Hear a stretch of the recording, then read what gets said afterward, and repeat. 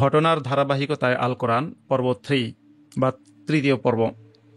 ইতিপূর্বে এই বিষয় নিয়ে আমরা দুটো লাইভ করেছি বা কথা বলেছি, এবং আজ আমাদের আলোচনার বিষয় হচ্ছে সূরা আল আলাক, অর্থাৎ কোরআনের নাজিল হওয়া যে কোরআন বা যে কোরআনটা মোহাম্মদের রচিত কোরআন, সেই কোরআনের আপনার মোহাম্মদের রচনার হিসেবে, যেহেতু কোরআনের রচয়িতা মোহাম্মদের রচনার হিসেবে এই কোরআনটা হচ্ছে প্রথম সূরা। সেই সূরার আমরা গত পর্বে 8টা সূরা নিয়ে 8টা আয়াত নিয়ে কথা বলেছি। কোরআনের 96 নম্বর সূরার 8টা আয়াত নিয়ে কথা বলেছি। আজকে আমরা বাকি আয়াতগুলো নিয়ে কথা বলবো। তো আমাদের সাথে যথারীতি আছেন আপনাদের সবার প্রিয় আমাদের আসগর ভাই। আসগর ভাই আজকে কথা দিয়েছেন লাইভে থাকবেন, কিন্তু সেই কথা রক্ষার্থে সামিল হয়েছেন বা শরিক হয়েছেন, কিন্তু আসগর ভাইয়ের শরীরটা একটু খারাপ। আমাদের কোনো আল্লাহ ভগবান গড নেই, কিন্তু আমরা কামনা করি, প্রত্যাশা করি যে চিকিৎসা বিজ্ঞানের বদৌলতে আসগর ভাই আরও বহুদিন আমাদের মধ্যে থাকবেন এবং আমাদেরকে যথারীতি জ্ঞানের দ্বারা আলোকিত করবেন। আসগর ভাই, তাহলে শুরু করুন।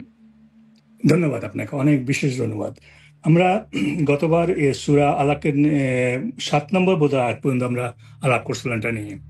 তো একটু আপনাকে অনুরোধ করব যে আমরা একটু কিছু প্রেক্ষাপট দেওয়ার জন্য আপনি এই সূরার 1 নম্বর যে আয়াতটা, ওটা একটু বাংলা অনুবাদ করে আমাকে বলেন একটু। আচ্ছা, আমি তাহলে কোরআনের মোহাম্মদের বানানো সূরার সিরিয়ালে 1 নাম্বার, আর না ওটা না, এই সূরা আলাকের 1 নম্বর আয়াতটা, সরি, আর লিখিত কোরআনের 96 নম্বর সূরা, যেটা সূরা আল আলাকের প্রথম আয়াতটা, ইকরা বিসমি রব্বিকাল্লাযী খলাক, যার অর্থ হচ্ছে পড়ো তোমার প্রভুর নামে যিনি সৃষ্টি করেছেন। বাস এইটা আমি আপনার শুনতে বলতে চাইছিলাম আমাদের দর্শককে। বলেন পাঠ করো, এখানে পাঠ করুন শব্দটা নাই। ভদ্র ভাষাতে বলা হয় আপনি যদি কাউকে পাঠ করতে বলেন, আপনি যেমন একটা ভদ্রলোক, একে বলেন পাঠ করুন, আপনি কখন বলবেন পাঠ করো না। এখানে একটা জিনিস বলে দিই। আরবি ভাষায়, ইংরেজির মতোই আমাদের বাংলায় যেরকম যেমন বলি এই তুই এটা কর, কিংবা তুমি এটা করো, কিংবা আপনি এটা করেন, এই যে 3টা যে আমরা সম্বোধন করি, এটা কিন্তু আরবিতে নেই, ইংরেজিতেও নেই। যেমন বলি আমরা কি ইংরেজিতে বা আরবিতে কি বলবো, ইকরা। ধরেন আমি যদি একেবারে মানে আমার বাপেরও বলি, তাও বলবো ইকরা, যে বাবাকে বলবো যে আবি ইকরা, যে বাবা তুমি পড়ো। যদি আমি ধরেন আমার ছাত্রকে বলি, তবু তাকে বলবো তুমি পড়ো। আমি যদি আমার টিচারকে বলি, তবু বলো ইকরা, মানে আপনি পড়ুন। আর যদি আমি কাউকে তুই করে বলি, তবু মানে অর্থাৎ এই যে জিনিসটা ইকরা মানে হচ্ছে তুমি পড়ো, তুই পড় এবং আপনি পড়েন, 3টাই বোঝায়। জি জি জি, এখানে বুঝে। কিন্তু যে অনুবাদগুলো আমরা পড়তেছি সবগুলা বলছে পাঠ করো, কিন্তু একটা ট্রান্সলেশন এটা আমি পড়তেছি, যেটা হচ্ছে মুফতি মোহাম্মদ শফির, সেখানে লিখছে পাঠ করুন। তো পাঠ করুন, তো এটাকে এই যে ভাষাগতভাবে আমি কিছু রিসার্চ করে দেখছি, আপনারা যারা শুনতেছেন বা যারা জানেন সম্বন্ধে দয়া করে রিসার্চ করে দেখুন। আমরা জানতে পারবো যে আরবি ভাষাটা, যে ভাষাটা আমরা কোরআনে পড়ি, এটা কোনো মানে একটা গোত্রের ভাষা, এটা একটা গোষ্ঠীর ভাষা। এবং দেখা যাবে যে এই ভাষাটা, আরবি কোরআন ভাষাটা, এখনকার যে ভাষা, মডার্ন যে আরবি ভাষা, ওটা নয়। এই ভাষাটা হচ্ছে আপনার খুবই কঠোর, কুরাইশের ভাষা এটা। জি, এটা মূলত কুরাইশের ভাষা, কুরাইশের ভাষা, জি হ্যাঁ। এটা কঠোর এবং এটা ইমপ্লয়েড, মানে অভদ্র ভাষা, এবং এটাতে হুমকি হামকি অনেক কিছু ভাষাতে এটা আছে, কারণ যেহেতু এটা একটা ট্রাইবাল ভাষা। কিন্তু এখনকার যে মডার্ন ভাষা, আরবি ভাষা, এটা খুবই ভদ্র ভাষা। এবং তৎকালীন সময়ে আরবের যে তারা কথা বলতো, এখন তারা কথা বলে, কথার মধ্যে কোনো ভদ্রতা বা নিম্নতা ছিল না, যেটা কোরআনে আমরা পাবো। এটা অনেক জায়গায় কোরআনে আছে এটা। এখন যদি আমরা এই যে হুমকি বা মানুষকে ভয় দেখানো যে একটা ব্যাপার আছে কোরআনে, এটা যদি আমরা সূরা 4 নম্বরের 7 নম্বর আয়াত 47 আয়াত পড়ি, যদি আমরা সূরা 4 নম্বর সূরা নিসার 47 নম্বর আয়াতটা যদি পড়ি, তো আমরা দেখবো ওখানে যে ভাষাতে কাফেরদেরকে বা জুদেরকে মোহাম্মদ হুমকি দিয়েছে, বেশিরভাগ জুদেরকে, ওটা ওখান থেকে পারবো আমরা। যাক, এটা বলার আমার উদ্দেশ্য ছিল। এখন আমরা যদি আসি, আপনি দেখতে পাচ্ছেন আসগর ভাই, আমি কি একটু বলবো সূরা 4 নম্বর সূরার 47 নম্বর আয়াত না? জি জি জি, বলুন। আপনি আপনাকে দেখতে পাচ্ছেন না, কারণ কি জানি না। ও না, হ্যাঁ, ওই এখন আমি আছেন, ক্যামেরাটা এখন এসে মাঝে মাঝে ক্যামেরা আমি নিজে অফ করে রাখি। আচ্ছা। ইয়া 47 দেখেন। আইয়ুহাল্লাযীনা ইয়া আইয়ুহাল্লাযীনা উতুল কিতাবা আমিনু বিমা নাযালনা মিন ক্বাবলি আন বিমা নাযালনা মুসাদ্দিকাল লিমা মাআকুম মিন ক্বাবলি আন নাতমিসা ওয়ুজুহান ফানারুদ্দাহা আলা আদবারিহা আও নালআনাহুম কামা লাআন্না আসহাবাস সাবত ওয়া কানা আমরুল্লাহি মাফউলা। সূরা নম্বর 4 আয়াত নম্বর হচ্ছে 47 বা 47। এখানে বলা হচ্ছে যে হে মুমিনগণ, না সরি, হে মুমিনগণ না, হে ওই সমস্ত ব্যক্তিরা যাদেরকে কিতাব দেয়া হয়েছে, জি মানে ইহুদি খ্রিস্টানদের বোঝানো হয়েছে যে হে জি আহলে কিতাবগণ, তোমরা ঈমান আনো, তোমরা বিশ্বাস স্থাপন করো বা ঈমান আনো আমি যা নাজিল করেছি। আমি যা নাজিল করেছি সেটা হচ্ছে তোমাদের কাছে যা আছে সেটাকে সত্যায়নকারী। এবার বলা হচ্ছে তোমরা ঈমান আনো কিসের পূর্বে? তোমাদের আমি তোমাদের চেহারাকে বিকৃত করে দেওয়ার পূর্বেই, এবং চেহারাকে বিকৃত করে দিয়ে তোমাদেরকে ফানারুদ্দাহা আলা আদবারে, তোমাদের চেহারাকে পশ্চাৎ দিকে ফিরিয়ে নেয়ার আগ পর্যন্ত সুযোগ আছে, তোমরা ঈমান আনো। কিংবা তোমাদেরকে আমি অভিশাপ দেবো, সে অভিশাপ দেওয়ার আগেই তোমরা ঈমান আনো। যেমনি ভাবে আমি অভিশাপ দিয়েছি শনিবার ওয়ালাদেরকে, নিশ্চয়ই আল্লাহর হুকুম বাস্তবায়িত হওয়ার যোগ্য বা বাস্তবায়িত। আমি যদি একবার ক্লিয়ার বলি, নিশ্চয়ই আল্লাহর হুকুম বাস্তবায়িত। এই হচ্ছে শাব্দিক ভাবে, মানে পুরো আয়াতের একেবারে হুবহু আরবি থেকে আমি শাব্দিক তর্জমা করলাম। হাজগর ভাই। হ্যাঁ, তো এটা বলছে এই ভাষাটা হচ্ছে আমাদের বাংলাদেশের যদি আমরা দেখি, ও যারা দুষ্টু লোক, যারা পথের লোক, যারা এরাই বলে কি ঘুষি মারে তোর মুখ ব্যাখ্যা করে দেবো, এই ধরনের কথা। এটা ভদ্রলোকের ভাষা হতে পারে না। এবং এই এই বাণীটা হচ্ছে জুদের জন্য। শনিবারে তারা মাছ ধরা নিষিদ্ধ ছিল তাদের জন্য, কোরআন হিসাবে, কোরআন হুম হিসাবে। তো তারা হুম মাছ ধরতে গেছে ওখানে, এই জন্যে মোহাম্মদ ঘোষণা করে তাকে বললো যে তোমাদেরকে যে আমি বই দিছি সেই বইটা পুরোপুরি বইটা কোরআনের মধ্যে, কোরআন ওটা সত্যায়িত করতেছে। অর্থাৎ হুম জুদের বই এবং খ্রিস্টানদের বই, ওটাতে কোনো গন্ডগোল ফেরাফেরি হয়নি, যেটা আমাদেরকে বলা হয় যে তারা এটাকে চেঞ্জ করে ফেলছিল, যার জন্য আল্লাহ কোরআন নাজিল করছে। মিথ্যা কথা। এই কোরআনে হুম আরেকটা বলছে যে তাদের বই সঠিক ছিল। তো তারা শনিবার মাছ ধরছে, যার জন্য আল্লাহ বা মোহাম্মদ ঘোষণা করে তাকে বললো আমার কথা শুনো, তোমরা কাজ করো না, যদি কাজ করো তোমার ঘুষি মারে তোমার মুখটা ব্যাখ্যা করে দেবো। এটা তো এটা আজকে ভাই আমরা আজকে যে সূরা নিয়ে আমাদের আলোচনার বিষয় সেটা হচ্ছে সূরা আল আলাক। জি সূরা আল আলাকের মধ্যেও তো আমরা যদি 8 নম্বর আয়াত 9 নম্বর আয়াত থেকে শুরু করি, 8 এবং 9। হ্যাঁ, 8 নম্বর আয়াতে কি আছে? আর ইন্না ইলা রব্বিকার রুজা, যে তোমার প্রভুর কাছেই সবার প্রত্যাবর্তন, তোমার প্রভুর কাছেই রয়েছে প্রত্যাবর্তন। মানে বোঝানো হয়েছে সবাই তার কাছেই ফিরবে। আমরা যদি 9 থেকে শুরু করি, আর আইতাল্লাযী ইয়ানহা, তুমি কি দেখেছো সেই ব্যক্তিকে যে বাধা দান করে। 10 নম্বর আয়াতে কি আছে? আবেদান ইদা সাল্লা, বাধা দান করে কাকে? বান্দাকে। বান্দাকে বাধা দান করে যখন সে নামাজ পড়ে বা যখন সে প্রার্থনা করে। সলাত অর্থ প্রার্থনা। যখন সে প্রার্থনা করে তখন বাধা দান করে। এখন এই আয়াতটা নাজিল হয়েছে, আমি যদি তাফসির ইবনে কাসির থেকে বলি, দেখাই নাজালাত ফি আবি জাহলিন লাগানাহুল্লাহু লাগানাহুল্লাহু তাওয়াআদান নবী সাল্লাল্লাহু আলাইহি ওয়াসাল্লাম আলা সালাতি তাওয়াআদান নবী সাল্লাল্লাহু আলাইহি ওয়াসাল্লাম আলা সালাতি ইনদাল বাইতি ফাওয়াআযাহু তাআলা বিল্লাতি হিয়া আহসান আওয়ালান। যে বলা হয় যে যখন নবীজি নামাজ পড়ছিলেন তখন সে নবীজিকে হুমকি ধামকি দিয়েছে বা নবীজিকে বাধা দান করেছে।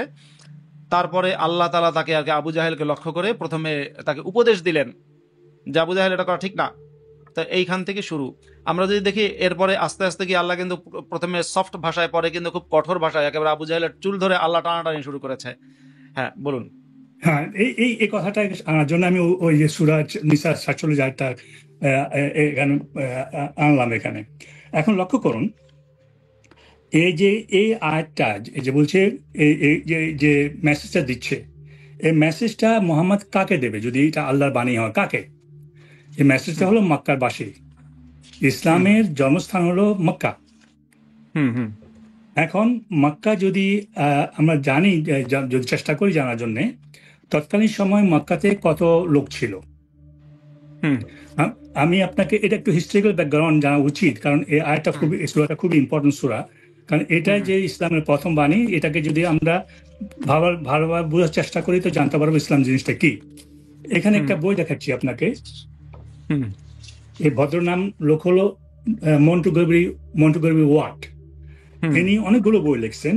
একটা বই আছে মোহাম্মদিন মক্কা, মোহাম্মদিন মদিনা। ইনাকে হুম ইসলামের একটা বড় একজন স্কলার হিসাবে ধরা হয় নাকে। এনার বইগুলো অনেকগুলোই পড়ছি। উনি বলছেন এবং অন্যরা বলছেন যে যখন মোহাম্মদ ইসলাম প্রচার করতেছিল তখন মক্কার জনসংখ্যা ছিল 550 জন। হুম তো এই কিন্তু আর পুরা হিজাজের জনসংখ্যা ছিল 12 লক্ষর মতো সব মিলে। হুম তো হুম এই মক্কাতে এই মোহাম্মদ বলতেছে তাদেরকে যে তোমরা তোমরা কি মনে করো তোমরা স্বাধীন? এবং তাদেরকে আল্লাহর পথে আনার জন্য যে আয়াতগুলো আপনি পড়লেন ধমকি দিচ্ছে, এটাকে কেন দিচ্ছে হুমকি? কারণ দেখেন আপনি এখানে আরব এককালে, সৌদি আরবে যেটা আমরা এখন মনে করি, এককালে একটা বাংলাদেশের মতো দেশ ছিল, নদী ছিল, হুম সবকিছু ছিল ওখানে। তো এই এদের মধ্যে কখনো মোহাম্মদের আগে কোনো নবী আসেনি। হুম হুম কোন নবী, কোরআন বলছে মোহাম্মদের আগে কোন নবী আসেনি। তাহলে হুম এই যে বন্দাগুলো ছিল মানুষ, তারা হুম কিভাবে জানতে পারতো আল্লাহর সঠিক পথ কোনটা? হুম তা জানার কোনো কথা তো না। সঠিক হুম পথ হলো যেটা মোহাম্মদ শিখাইছে, আল্লাহ যাকে মোহাম্মদকে শিখাইছে। তো তাহলে হুম এদেরকে হুমকি দেওয়া হচ্ছে এখন। তারা তারা তো মানে নিরপরাধ, তারা তো কোনো অন্যায় করেনি। তারা তারা কোরআন নিজে বলছে আমাদের 14 গোষ্ঠী যারা এই ধর্ম পালন করে আসছে ওটাই আমরা পালন করতেছি। তো হুম আল্লাহ যদি তাদেরকে সঠিক পথে আনার প্রয়োজন ছিল বা তার পথে আনার প্রয়োজন ছিল, তাহলে এতদিন ওখানে আরব তো লোক তো কোটি কোটি বছর ছিল ওখানে, তাদের কাছে নবী পাঠানো কেন? তাহলে হুম এখান থেকে আমাদের একটা কনক্লুশন আসতে হবে। এখন আসুন যে আপনি যে ওই যে ইবনে কাথিরের যে কথাটা বললেন কে আমি একটু আবু জা আজগর ভাই একটু কারেকশন করে দিই। আরবে মানে মক্কায় জনবসতি এটা আপনার কয়েক হাজার বছর ধরে ছিল। কত হাজার বছর এটা হয়তো ইতিহাসবিদরা বের করবে। তো আমরা অনেক সময় কথা প্রসঙ্গে বলি না যে আর অনেক বছর, কোটি কোটি বছর, মানে কোটি বছর মানে কোটি বছরই না, এটা আর কি মানে বহু বছর, হাজার হাজার বছর ধরে মক্কায় জনবসতি ছিল। আল্লাহ তাদের কাছে আর কোনো নবী পাঠালেন না, কেবল মোহাম্মদকেই পাঠালেন। জি, যদিও অবশ্যই এটাই। ইসলাম অবশ্য বলে ওখানে আল্লাহ নাকি ইসমাইলকে পাঠিয়েছিলেন, ইব্রাহিম সেখানে গিয়েছিলেন, কিন্তু ওটা ঐতিহাসিকভাবে প্রমাণিত নয়, ওটা কেবলমাত্র মোহাম্মদের দাবি। হ্যাঁ বলুন। কিন্তু যেখানে কোরআন নিজেই বলছে, তো কোরআনকে সত্য মনে করবো না আমরা ইতিহাসের কথা মনে করবো? এখানে সত্য মনে করবো। কোরআন যেখানে বলছে কোনো নবী ওখানে আসেনি, কোরআন একটা আয়াত হুম আছে। জি। হুম আচ্ছা, তা এখন আসি আমরা ওই যে ইবনে ইবনে কাথির যে ব্যাখ্যাটা বললেন যে মোহাম্মদ নামাজ পড়তেছিল, তখন তাকে আবু জাহল বাধা দিয়েছে তাকে, হুম হুম এটা। তাহলে হ্যাঁ। তাকে আমাকে কেউ বলতে পারবে কি নামাজ পড়তেছিল? তখন তো নামাজের কোনো ইসলামিক নামাজের কোনো আসেনি। নামাজ তো আসছে মোহাম্মদ মিরাজে যাওয়ার পরে। হুম হুম হুম তাহলে এই মোহাম্মদ যে কি নামাজ পড়তো, কোন নামাজ পড়তো? এটা নফল নামাজ হতে পারে।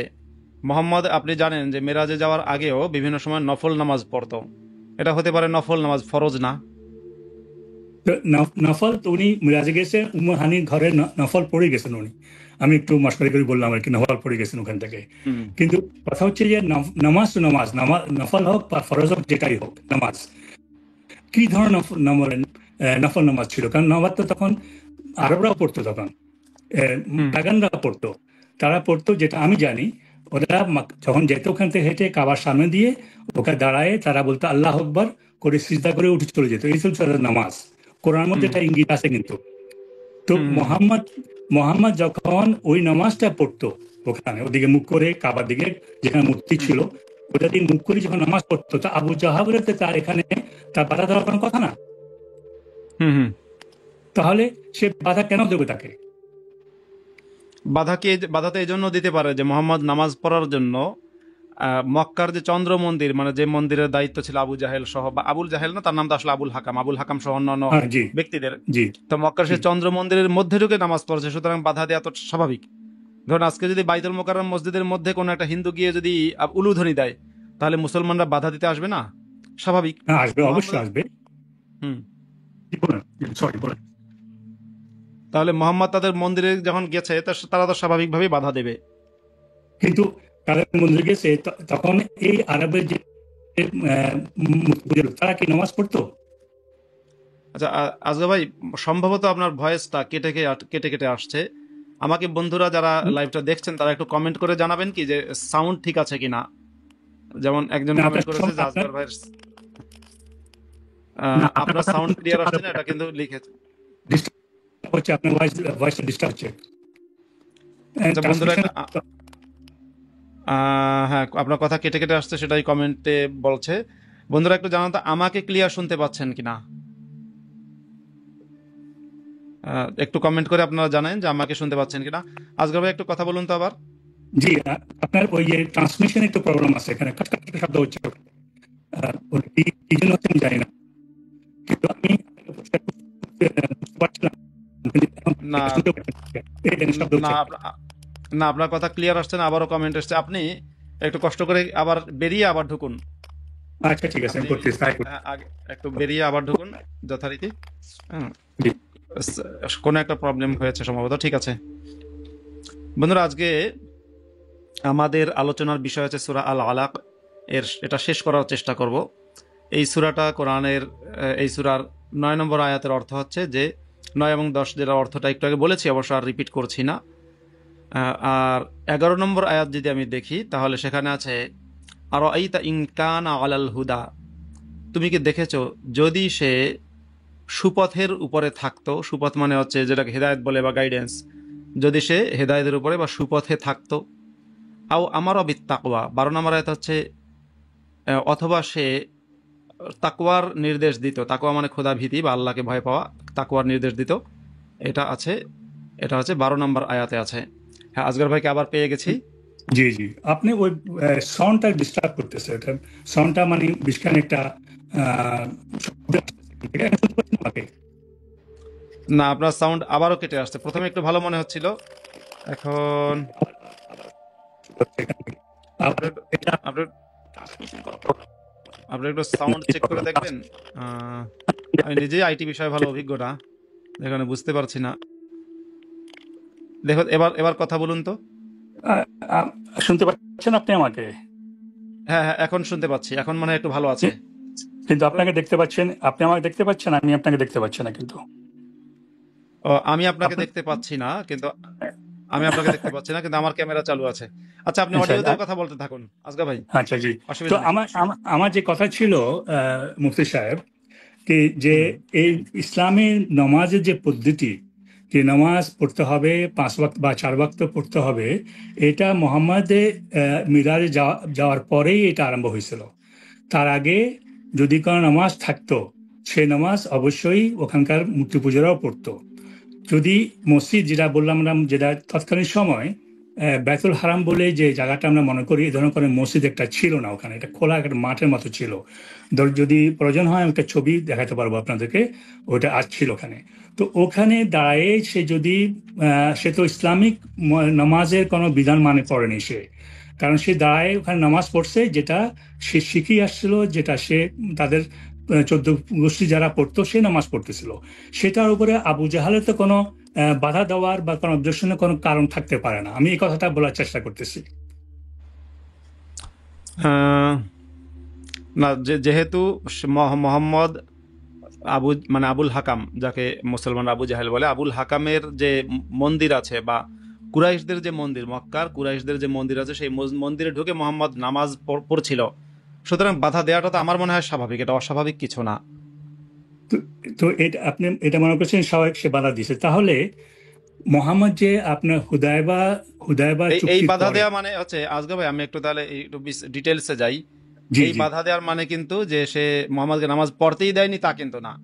আমি যদি তাফসিরে তাবারিতে যাই, তাবারিতে বলা হচ্ছে যিকরু আন্না হাযিল আয়াত ওয়া মা বা'দাহা নাযালাত ফি আবি জাহল ইবনে হিশাম, আবু জাহেল ইবনে হিশামের ক্ষেত্রে আয়াত নাজিল হয়েছে।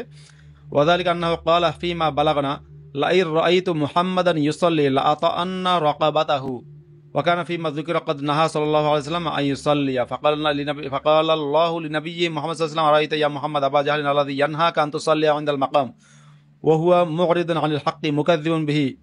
আহ, যাই হোক, তাহলে এখানে যেটা বলা হচ্ছে যে আবুল হাকাম মানে আবু জাহেল বলা হচ্ছে, আবু জাহেল ইবনে হিশাম, সে তার সম্পর্কে আয়াতটা নাজিল হয়েছে। সে বলেছে যে যদি আমি মোহাম্মদকে দেখি সে এখানে নামাজ পড়ে তাহলে অবশ্যই আমি তার ঘাড় মটকে দেব। জি এরপরে বলছে যে এই ইবনে তাফসিরে তাবারিতে জি বলেছে যে বর্ণিত আছে যে রাসূলকে নামাজ পড়তে বাধা দান করেছিলেন আবু জাহেল। এবং তারপরে তাফসিরে তাবারিতে বলছেন যে তখন আল্লাহ মোহাম্মদকে বললেন যে হে মোহাম্মদ, একেবারে তাফসির থেকে বলছি, তুমি জি কি সেই আবু জাহেলকে দেখেছো যে তোমাকে মাকামের কাছে, মানে ওই যে কাবা ঘরের নির্দিষ্ট জায়গায়, সেখানে নামাজ পড়তে তোমাকে বাধা দান করছে? তুমি কি দেখেছো তাকে? সে তো সত্য থেকে মুখ ফিরিয়ে নিয়েছে এবং সত্যকে সে অস্বীকার করছে। এটা বলছে আল্লাহ। জি হ্যাঁ আজগর ভাই। জি। তো তৎকালীন সময় ইসলাম আসার আগে কি মক্কাতে লোক নামাজ পড়তো? এটা নামাজ তো পড়তো না, কিন্তু প্রার্থনা করতো। কি প্রার্থনা? যেহেতু দেখুন নামাজ শব্দটা কিন্তু ফার্সি, আর নামাজের আরবি প্রতিশব্দ হচ্ছে সালাত। সালাতের শাব্দিক অর্থ কিন্তু প্রার্থনা। আমরা বাংলাদেশের মুসলমানেরা, মানে বাংলাদেশের মুসলমানরা এটাকে নামাজ নামাজ বলে ব্যাখ্যা করে, কারণ নামাজ শব্দটাই ফার্সি। নামাজ নামাজ আরবি কোনো শব্দই না। সালাত অর্থ প্রার্থনা, তো ওরা প্রার্থনা তো করতো। জি। তো এখন যে প্রার্থনা করতো, সালাত তো অ্যাকচুয়ালি আপনি ঠিকই বলছেন ওটা, যে এই পার্সিয়ান শব্দ অনেকগুলো আসছে এখানে ইসলাম ঢুকছে এগুলো। এবং এই এটা অনেক লোকে জানে না যে এই এটা টার্কিশ ওয়ার্ডও কিন্তু। এই শব্দগুলো আসছে আপনার যখন মোগলরা এখানে ইন্ডিয়াতে আসলো, তাদের মধ্যে টার্কিশ লোকও ছিল আর পার্সিয়ান তো অনেক ছিল, তার থেকে এটা শব্দটা নিয়ে আসছে। কারণ নামাজ হচ্ছে আপনার আগুনের পূজারী যারা জরস্ট্রিয়ান, তারা নামাজ পড়তো। তো কথা হচ্ছে যে এই প্রার্থনা করতো, যে মোহাম্মদ যখন এই প্রার্থনা করতেছিল কাবার দিকে মুখ করে, যেখানে অনেকগুলো মূর্তি ছিল, সে মূর্তি দিকে মুখ করে সে এই প্রার্থনা করতেছিল। তো এই প্রার্থনা কি তার প্রার্থনা আর কাফেরদের প্রার্থনাতে কোনো একটা পার্থক্যতা ছিল? ভিন্ন ধরনের প্রার্থনা ছিল এটা? এটা কিন্তু খুব বড় একটা প্রশ্ন করলেন আপনি, যে মক্কার কাবা ঘরের মধ্যে আমরা জানি 360টা মূর্তি ছিল। ইসলামের ইতিহাস থেকে এটা জানা যায়, সাহাবিরা বলেছে, মানে এটা আমি বলছিলাম, মোহাম্মদের সাহাবিরাই বলেছে, হাদিসের মধ্যে আছে 360টা মূর্তি সেখানে ছিল। এবারে 360টা মূর্তি যে ছিল, মোহাম্মদ যখন সেই কাবাঘর, যে কাবাঘরের মধ্যে মূর্তি ছিল, মোহাম্মদ যখন সেই কাবাঘরের দিকে ফিরে প্রার্থনা করতো বা নামাজ পড়তো, তখন তো মূর্তির পূজা সেটা কি হতো না? সেটা কি মূর্তির পূজা নয়? এখন আপনি বলতে পারেন যে না, যদিও ভেতরে মূর্তি, মূর্তির দিকে ফিরে মোহাম্মদ নামাজ পড়েছে, কিন্তু মনে মনে নিয়ত রেখেছে আল্লাহ, মনে মনে আল্লাহ। তো তাই যদি হয়, তাহলে আপনি তো, তাহলে ইসলামে তো নাজায়েজ বলতে কিছুই থাকে না। ধরেন আপনি কোনো মেয়ের সাথে প্রেম করবেন, কিন্তু মনে মনে নিয়ত রাখবেন আল্লাহর সন্তুষ্টি। আপনি মদ্যপান করবেন, কিন্তু মনে মনে নিয়ত রাখবেন মদ খাওয়ার উদ্দেশ্য না, আপনি ভাববেন যে সিরকা খাচ্ছি, যেটা আমাদের ওই যে আব্বাসি হুজুর শিখিয়ে দিয়েছে সিরকা খাওয়া, আপনি ভাববেন সিরকা খাচ্ছি। এরকম ভাবে আপনি মনে মনে নিয়ত আর একটা করে তো আপনি সবই করতে পারেন, তাহলে তো নাজায়েজ বলতে কিছুই থাকে না। তো মোহাম্মদ যেখানে ইসলামের সবচেয়ে বড় গুনাহের কাজ, সবচেয়ে বড় হারাম কাজ, সবচেয়ে, মানে একেবারে কোরআনের মধ্যে বহু আয়াতে হুঁশিয়ারি দেওয়া হয়েছে, ইন্নাল্লাহ লা ইয়াগফিরু আন ইউশরাকা বিহি ওয়া ইয়াগফিরু মা দুনা যালিকা লিমান ইয়াশা, যে আল্লাহ তার সাথে শিরক করাকে কোনোভাবেই ক্ষমা করবেন না, কিন্তু এর বাইরে অন্য সকল অপরাধকে আল্লাহ যদি চান তাহলে ক্ষমা করতে পারেন, বা যার জন্য ইচ্ছা আল্লাহ ক্ষমা করতে পারেন। তাই যদি হয়, তাহলে মোহাম্মদ কাবা ঘরের মক্কার দিকে ফিরে যে নামাজ আদায় করতেন, সেটা তো শিরক ছিল, ওটা আল্লাহ ক্ষমা করে দিল? ওটা তো শিরক। আপনি যদি বলেন যে মূর্তি পূজা করি এজন্য, যে আমার তো আসলে মূর্তি পূজা উদ্দেশ্য না, উদ্দেশ্য ভগবানকে পাওয়া। ধরুন কোনো হিন্দু ব্যক্তি, সে শিবের পূজা করছে, সে বলছে দেখুন এই মূর্তি টুতি এগুলো কিছু না, আসলে তো শিব, মানে ভগবানের সন্তুষ্টি অর্জন করা আমার উদ্দেশ্য, মূর্তিটা হচ্ছে কেবল প্রতীকী। তাহলে আপনি তাকে দোষ দেবেন কেমনে? কারণ একই অপরাধ, আপনি যদি মুসলিম হন, আপনি কেমনে তাকে দোষ দেবেন? একই কাজ তো মোহাম্মদও করেছে। মোহাম্মদ মক্কার কাবা ঘরের মধ্যে থাকা মূর্তির পূজা করেছে, মূর্তির দিকে ফিরে ফিরে নামাজ পড়েছে, মূর্তির দিকে ফিরে মূর্তিকে সেজদা করেছে মক্কায় প্রায় 13 বছর। প্রায় 13 বছর মূর্তির দিকে ফিরে সেজদা করেছে মোহাম্মদ। এমনকি মদিনায় যাওয়ার পরে, আসগর ভাই আপনি নিশ্চয়ই জানেন, মক্কা বিজয় হয়েছে 8ম হিজরিতে। তার মানে মদিনায় যাওয়ার পরেও আরো 6 বছর, 13 আর 6 কত, 13 আর 6 হচ্ছে আপনার কত, 19 বছর প্রায়। এই যে 19টা বছর, 19টা বছর মোহাম্মদ মক্কার কাবাঘর, যে কাবাঘরের মধ্যে মূর্তি ছিল, সে মূর্তির পূজা করেছে। মোহাম্মদ এবং সাহাবিরা মূর্তির পূজা করেছে, মূর্তির দিকে ফিরে নামাজ পড়েছে। একটু ভাববেন না? মুসলমানদেরকে একটু ভাবার দরকার নেই? হ্যাঁ আজগর ভাই। জি। আমি আপনি শেষ শব্দ দিয়ে আরম্ভ করতেছি, ভাবনা। মুসলমানদেরকে যদি আমরা বলি তোমরা ভাবনা করো, তার ভাবনা করার যোগ্যতা নাই। কারণ আল্লাহ তাদের শিখাইছে, তাদের ভাবনার ক্ষমতা তাদের বুকে আছে, তাদের হৃদয়ে আছে, তাদের হার্টে আছে, তাদের ব্রেনে না। হুম হুম হুম। ব্রেনে, তারা ব্রেন দিয়ে তারা চিন্তা চিন্তা করার কোনো আদেশ নাই। তাদের আদেশ করা হয়েছে তোমরা তোমাদের হার্ট দিয়ে, যে হার্টের কোনো চিন্তার কোনো ক্ষমতাও নাই, ওটা দিয়ে চিন্তা করতে হবে। এটা হলো কোরআনের শিক্ষা।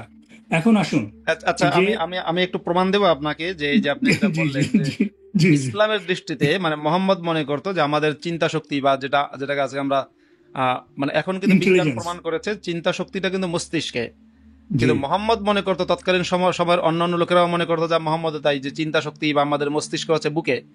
তো সেটা মনে করা থেকে নিয়ে মোহাম্মদ তার সাহাবীদেরকে উদ্দেশ্য করে বারবার বলেছিলেন, এর মধ্যে একবার উল্লেখযোগ্য আমাদের ভেবে দেখি এইভাবে, আলা ইন্নাল কলবা হা হুনা, একেবারে বুকের দিকে ইশারা করে বা ইশারা করে আঙ্গুল দিয়ে ইশারা করে বলছেন যে ইন্নাল কলবা হা হুনা, কলব বা অন্তর এটা হচ্ছে এই জায়গায়, কলব কিংবা অন্তর এই জায়গায়। অন্তর বলতে আমরা সাধারণত বুঝাই হার্ট না, কিন্তু হার্ট এবং হচ্ছে অন্তর বা মন এটা কিন্তু আলাদা। হৃৎপিণ্ড এবং অন্তর আলাদা। অন্তর বলতে বোঝাই যে যে জিনিস নিয়ে আমরা চিন্তা করি সেটা মস্তিষ্কের মধ্যে রয়েছে। তাছাড়া কোরআনের মধ্যে একটা আয়াত আছে, ফাইন্নাহা লা তা'মাল আবসার ওয়ালাকিন তা'মাল কুলুবুল্লাতী ফিস সুদূর, এরকম একটা আয়াত আছে, ফাইন্নাহা লা তা'মাল আবসার ওয়ালাকিন তা'মাল কুলুবুল্লাতী ফিস সুদূর, সূরা আল হজ আয়াত নম্বর হচ্ছে 46, যে বলা হচ্ছে যে নিশ্চয়ই চক্ষু অন্ধ হয় না, বরং অন্ধ হয় সেই অন্তরসমূহ যা বুকে রয়েছে, একেবারে ফিস সুদূর বুকে রয়েছে।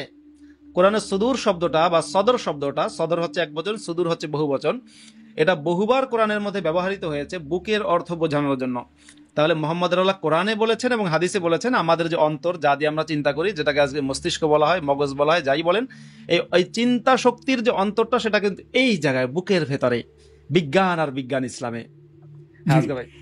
আর এটাও কোরআন আছে যে আমি তার কালাবার উপরে সিল লাগাই দিয়েছি যেমন সে বুঝতে না পারে। হ্যাঁ, ওয়াজআলনা আলা কুলুবিহিম আকিন্নাতান আন ইয়াফকাহুহু ওয়া ফি আযানিহিম ওয়াকরা, এটা কোরআনে কয়েক জায়গায় আছে যে জি আমি জি তাদের অন্তরের মধ্যে পর্দা দিয়ে দিয়েছি বা মোহর মেরে দিয়েছি, যাতে করে এবং জং জং ধরিয়ে দিয়েছি, এরকম কিছু কিছু আছে, জি যাতে করে আলা কুলুব আকিন্নাতান, এবং তাদের আকিন্নাতান এবং তাদের অন্তরের মধ্যে আমি দিয়েছি বধিরতা, যাতে জি তারা কোরআনকে বা আল্লাহকে না চিনতে পারে, না বুঝতে পারে। জি এটা তো জি অভিমানী জি কথাবার্তা। আল্লাহ তো বেশ আল্লাহ কিন্তু ভালোই অভিমান ছিল আজকের ভাই, জি খুবই জি অভিমান। আচ্ছা, এখন আমরা আসি ওই যে আপনার যে মোহাম্মদকে এই যে মূর্তি পূজা করতো ইসলাম, ইসলাম আসার পরেও এটা আটটা প্রমাণ আছে। সেই প্রমাণ হলো যে হুদায়বা চুক্তির পরে সে মোহাম্মদ আসলো না মক্কাতে আবার তোয়াফ করার জন্য। হ্যাঁ হ্যাঁ সে আসিতে তোয়াফ করছে যখন মূর্তি 360টা মূর্তি কাবাতে ছিল, হ্যাঁ। তাই না? মক্কায় গিয়ে মোহাম্মদ যে মক্কায় গিয়ে কাবাঘরকে তওয়াফ করেছিল হুদায়বিয়ার সন্ধির পরে, আপনি সেই কথা বলছেন? জি জি জি জি হ্যাঁ, তখনও সেখানে মূর্তি ছিল, মূর্তির পূজাই তখন মোহাম্মদ করেছে। করছে না এটা? হুম আচ্ছা, হুম। আবার আপনি দেখেন কোরআন আয়াত আছে, নামাজ মদিনাতে নামাজ সালাহ পড়তেছিল, তখন সে বারে বারে উপর দিকে আসমান দিকে তাকাচ্ছে। তখন আল্লাহ বললেন যে তুমি বারবার আমার দিকে তাকাচ্ছ, আমি জানি। কারণ তখন সে মদিনা যাওয়ার পরে জেরুজালেম দিকে মুখ করে নামাজ পড়তো, সে হুম জেরুজালেম দিকে। তখন হুম। আল্লাহ তাকে নিজেকে বললো যে তুমি তোমাকে আমি একটা কিবলা দেবো যেটা তুমি খুব খুশি হবা, তোমার মুখটা এখন কাবার দিকে ফিরে ফেলো। তখন সে নামাজ পড়তে পড়তে সে তার মুখটা আর তার পিছনে যে নামাজ পড়তেছিল তাদের মুখটা জেরুজালেমদের সরায় মক্কা দিয়ে করে ফেললো। তো তখন তখন তো ওখানে মূর্তি ছিল সব। হ্যাঁ, সবই মূর্তি ছিল। এবং আপনি যেটা বলছেন যে এটা এটা হচ্ছে সূরা আল বাকারার আয়াত, قد জি نرى জি জি تقلب وجهك في السماء فلنولينك قبلة ترضاها فولي وجهك شطر المسجد الحرام। এটা জি হচ্ছে সূরা আল বাকারা 2 নম্বর সূরা আয়াত নম্বর 144। সেখানে বলা হচ্ছে মোহাম্মদ আল্লাহ বলছে যে আমি তোমার বারবার আকাশের দিকে তাকানোটাকে দেখেছি, আল্লাহ বলছে, সুতরাং আমি তোমাকে এমন কেবলার দিকে ফিরিয়ে দেব যা নিয়ে তুমি সন্তুষ্ট থাকবে। তুমি মসজিদে হারামের দিকে তোমার মুখ ফিরিয়ে নাও। ওয়াহাইতুমা কুনতুম ফাওয়াল্লু উজুহাকুম শাতরাহ, তুমি যেদিকেই থাকো মসজিদে হারামের দিকে তোমার মুখ ফিরিয়ে নাও। তো এই আয়াত নাজিল হয়েছে। এই আয়াত নাজিল হওয়ার একটা ইন্টারেস্টিং ঘটনা আছে। মোহাম্মদ তখন মদিনার একটা মসজিদে নামাজ পড়ছিলেন। সেই মসজিদে নামাজ পড়া অবস্থায় ওই নামাজের মধ্যেই মোহাম্মদ জেরুজালেম থেকে মুখ ঘুরিয়ে মক্কার দিকে করে নিলেন। এবং এই যে নামাজের মধ্যেই মুখ ঘুরিয়ে নিলেন, তখন মোহাম্মদের তখন লোকেরা সমালোচনা করেছিল যে এটা একই কথা, এটা কোনো কথা হইলো, নামাজের মধ্যে একদিক ঘুরে গেছে। তখন মোহাম্মদের আল্লাহ তাদেরকে বলেছেন বোকা, মূর্খ বলেছেন। এটা আছে কোরআনের সূরা আল বাকারার 142 নম্বর আয়াতে, সায়াকুলুস সুফাহাউ মিনান নাসি মা ওয়াল্লাহুম আন কিবলাতিহিমুল্লাতী কানু আলাইহা কুল লিল্লাহিল মাশরিকু ওয়াল মাগরিব ইয়াহদি মান ইয়াশাউ ইলা সিরাতিম মুস্তাকিম। যার অর্থ হচ্ছে যে অবশ্যই মানুষের মধ্যে যারা মূর্খ তারা বলবে যে কে তাদেরকে তাদের পূর্ববর্তী কিবলা থেকে মুখ ঘুরিয়ে নিল। তখন মোহাম্মদ আল্লাহ বলছে তুমি বলে দাও যে পূর্ব পশ্চিম তো আল্লাহরই, তিনি যাকে ইচ্ছা তাকে কি বলে সিরাতে মুস্তাকিম মানে সরল সোজা পথ প্রদর্শন করেন। আজগা ভাই। জি, তো এই যে সে মূর্তি পূজা করে আসছে শেষ জীবন পর্যন্ত অলমোস্ট, তো এটা তো সে তো একটা গুণাগার ছিল, সে সিনার ছিল, সে গুনাহ করছে সে। যে এই গুনাহ এখন যদি আমরা এবার মানে আমি অ্যাকচুয়ালি আপনাকে একটা কথা বলে রাখি মুফতি সাহেব, আমি কোরআনটা পড়ি আর বোঝার চেষ্টা করছি আমার নিজের বুদ্ধি খাটায়। আমি এই কোরআন যে শব্দগুলো আছে, কোরআনে পরিষ্কার আছে যে কোরআন দুই ধরনের আয়াত আছে, একটা হলো পরিষ্কার যেটা কোনো তাফসীর কিছু দরকার হয় না, একটা হলো এক ধরনের যেটা মানে শুধু আল্লাহ জানে। এটা আপনি ঠিকই বলেছেন, সূরা আলে ইমরানের মধ্যে এই কথা আছে। 7 নম্বর আয়াতটা ওটাতে আছে। ওয়াল্লাযী আনজালা আলাইকাল কিতাবা মিনহু আয়াতুম মুহকামাতুন হুন্না উম্মুল কিতাবি ওয়া উখরু মুতাশাবিহাত। এই আয়াতটা আমি অর্ধেক পাঠ করলাম, বাকি আরো আছে। ফাআম্মাল্লাযীনা ফি কুলুবিহিম যায়গুন, এখানে তাই লেখা আছে যা আজগর ভাই বললেন। আজগর আমরা একটু সূরা ইসের দিকে যেতে চাই, ওই যে আজকের যে আলোচ্য বিষয় সূরা। আমি যাচ্ছি ওখানে যাচ্ছি ওটাই যাবো ওখানে আমরা। তো এই আমি যে কথা বলতে চেয়েছিলাম আপনাকে, যে আমি কোরআনটা পড়ি, আমার যতটুকু বুদ্ধি জ্ঞান আছে, যতটুকু বুঝার ক্ষমতা আছে ওটা ব্যবহার করি। এটাকে আমরা অনেক লোকে এটা একটা কথা ব্যবহার করে আনকমন নলেজ, যে সাধারণত মানুষ যেটা জানে না বা ওটা চিন্তা করে না, ওভাবে একটা চিন্তা করা উচিত। তো এটা বলে আমি আসতেছি, তো আমরা সূরা আলাকের আমরা 10 নম্বর একটা আমরা কভার করছি নামাজ পড়ার এটা। এখন যদি আমরা 11 নম্বরে আসি, তো ওখানে বলছি কি আপনি কি দেখেছেন যদি সে সৎপথে থাকে। এটা এটা এটা কাকে বুঝাচ্ছে? এটা আবুল হাকামকে বোঝাচ্ছে, মানে যাকে মুসলমানরা আবু জাহেল বলে। জি, সে কি সৎপথে ছিল না? সে কি সৎপথে ছিল? আপনি কি মনে করেন? তার ধর্ম হিসাবে সে সৎপথে ছিল, তার ধর্ম হিসাবে। হ্যাঁ, সে তার বাপদাদার ধর্ম, মানে যে ধর্ম পেয়েছে সেই ধর্মটাকে সে পালন করছিল না সে? তো সে যে সৎপথে ছিল তো তার হিসাবে, তখন এখন যদি গায়ে পড়ে কে বলে না তুমি সৎপথে নাই, তোমাকে আমি কেটে ফেলবো, মেরে ফেলবো, তো যেটা একটা অন্যায় না এটা? অবশ্যই। আচ্ছা, তাহলে তো আজগা ভাই মানে মোহাম্মদের আল্লাহ বোঝাতে চাচ্ছে যে কোনো ব্যক্তি তার বাপদাদার যে ধর্ম সেই ধর্মটাকে যদি সে পালন করে তাহলে সে অসৎ পথে রয়েছে, তাই বোঝা যাচ্ছে না? এই যে আবুল হাকাম, আমি তাই বলছি, কথাই বলছি আপনাকে। তাহলে আমি যে আমার বাপদাদার ধর্ম পরিত্যাগ করলাম, মানে বাপদাদার ধর্ম গ্রহণ করে ধরে রাখলে, সেটাকে আঁকড়ে ধরে থাকলে সে যদি অসৎ মানুষ হয়, হ্যাঁ, এবং সেটাকে ছেড়ে দিলে সে যদি সৎ মানুষ হয়, তাহলে আমি তো আল্লাহর হিসেবে আমি সৎ কাজ করেছি। বাপদাদার যে ধর্মটা আমি শিখেছি পারিবারিকভাবে, সেই ধর্মটাকে আঁকড়ে ধরে রাখলে যেহেতু আল্লাহর কাছে অসৎ মানুষ, আমি সেটাকে পরিত্যাগ করেছি। আমি দোষ করলাম কোথায়? আমি তো আল্লাহর হুকুমেই কাজ করলাম। আচ্ছা, আজগা ভাই অনেকে কমেন্ট করছেন যে আপনাকে দেখা যাচ্ছে না, আপনি কি ভিডিওটা চালু করে দেখবেন? ভিডিও চালু করে দেখুন তো, দেখা যায় কিনা। ভিডিও অন আছে, আমি দেখতে পাই আপনাকে। আমার এখানে কাজ করছে না, আমি এখানে ব্ল্যাঙ্ক হয়েছে, আপনাকে দেখতে পাচ্ছি না। আপনি ভিডিওর যে বাটনটা আছে ফোনে, দেখবেন যেখানে ভিডিওর চিহ্নটা আছে, ওখানে একবার ক্লিক করে আবার মানে ডবল ক্লিক করুন, একবার দিয়ে আবার একটু পরে আবার দেখুন। আমাকে বের হয়ে যেতে হবে, আমি বের হয়ে যাচ্ছি, একবার দেখি আবার আসবো আর কি, বের হয়ে যাচ্ছি। কারণ এখানে গন্ডগোল হচ্ছে, এখানে বুঝলাম না কি হয়েছে এখানে। আচ্ছা, আর যদি দেখা যায় সমস্যা, প্রয়োজনে অডিওতেই কথা বললে হবে। হ্যাঁ, দেখি আমি আবার যাই ওখানে স্টুডিওতে। আপনার যে আমাকে যেটা মেসেজটা পাঠাইছেন ও যে লিঙ্ক দিয়ে, ওটা ওপেন হচ্ছে না, তো আমি পুরানো লিঙ্ক থেকে যাচ্ছি। ও আচ্ছা,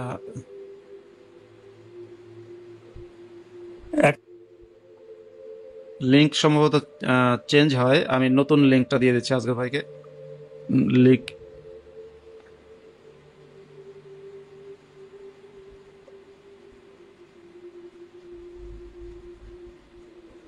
আচ্ছা আচ্ছা, আমরা অপেক্ষা করি, আজগর ভাই নিশ্চয়ই চলে আসবেন যত দ্রুত সম্ভব। এর মধ্যে আমি একটু কথা বলি, দেখি আজগর ভাই এসছেন কিনা। এর মধ্যে আমি এই সূরা আল আলাক নিয়ে একটু কথা বলি। যেটা আগের লাইভে আমরা কথা বলেছি, সূরা আল আলাক হচ্ছে কোরআনের প্রথম সূরা। হ্যাঁ, আপনাকে ক্লিয়ার দেখতে দেখতে পাচ্ছেন? পাচ্ছি। হ্যাঁ হ্যাঁ শুনতে পাচ্ছেন? হ্যাঁ, দেখতে শুনতে পাচ্ছি। কথা বলুন তো। শুনতে পাচ্ছেন আমাকে? হ্যাঁ, শুনতে পাচ্ছি, জি ক্লিয়ার জি জি আছে। জি, ভালো। জি জি। তো এই যে আমরা আলাপ করছিলাম ওই যে সৎ পথে কে আছে ওটা নিয়ে, যে মোহাম্মদ তো চিরজীবন একজন গুনাহগার ছিল, হুম চিরজীবন। এবং হুম। তার গুনাহটা আল্লাহ মাফ করে দিছে কিন্তু আবার। মোহাম্মদ কিন্তু, আচ্ছা আমি বাই দ্য ওয়ে একটা কথা বলে দিই, পৃথিবীর সকল মুসলমানের মধ্যে ইসলামকে সবচেয়ে বেশি অমান্যকারী বা আল্লাহকে সবচেয়ে বেশি অমান্যকারী কোনো ব্যক্তিকে খুঁজতে গিয়ে আমি সেদিন খুঁজে পেলাম মোহাম্মদকে। জি প্রথম কথা হচ্ছে, মোহাম্মদ হচ্ছে সেই মুসলমান যে তার জীবনের ১৯ বছর মূর্তি পূজা করেছে, এবং ইসলাম আসার পরে, তার কাছে ওহী আসার পরে, কোরআন নাজিল হওয়ার পরে মূর্তি পূজা করেছে ১৯ বছর। মানে মূর্তি যে ঘরে আছে সেই ঘরের দিকে ফিরে নামাজ পড়েছে, প্রার্থনা করেছে। প্লাস মোহাম্মদ হচ্ছে সেই নরাধম যে তার সুন্নতে খতনাটা পর্যন্ত করেনি।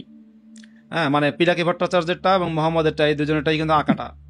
এই কথাটা আমি মাঝে মাঝে বলি যে বাংলাদেশের ইসলামের আমিরুল মুজাহিদিন হুজুরদের বর্তমান আমির পিনাকি ভট্টাচার্য এবং ইসলামের ধর্মগুরু মোহাম্মদ, এই দুজনেরটাই আঁকাটা।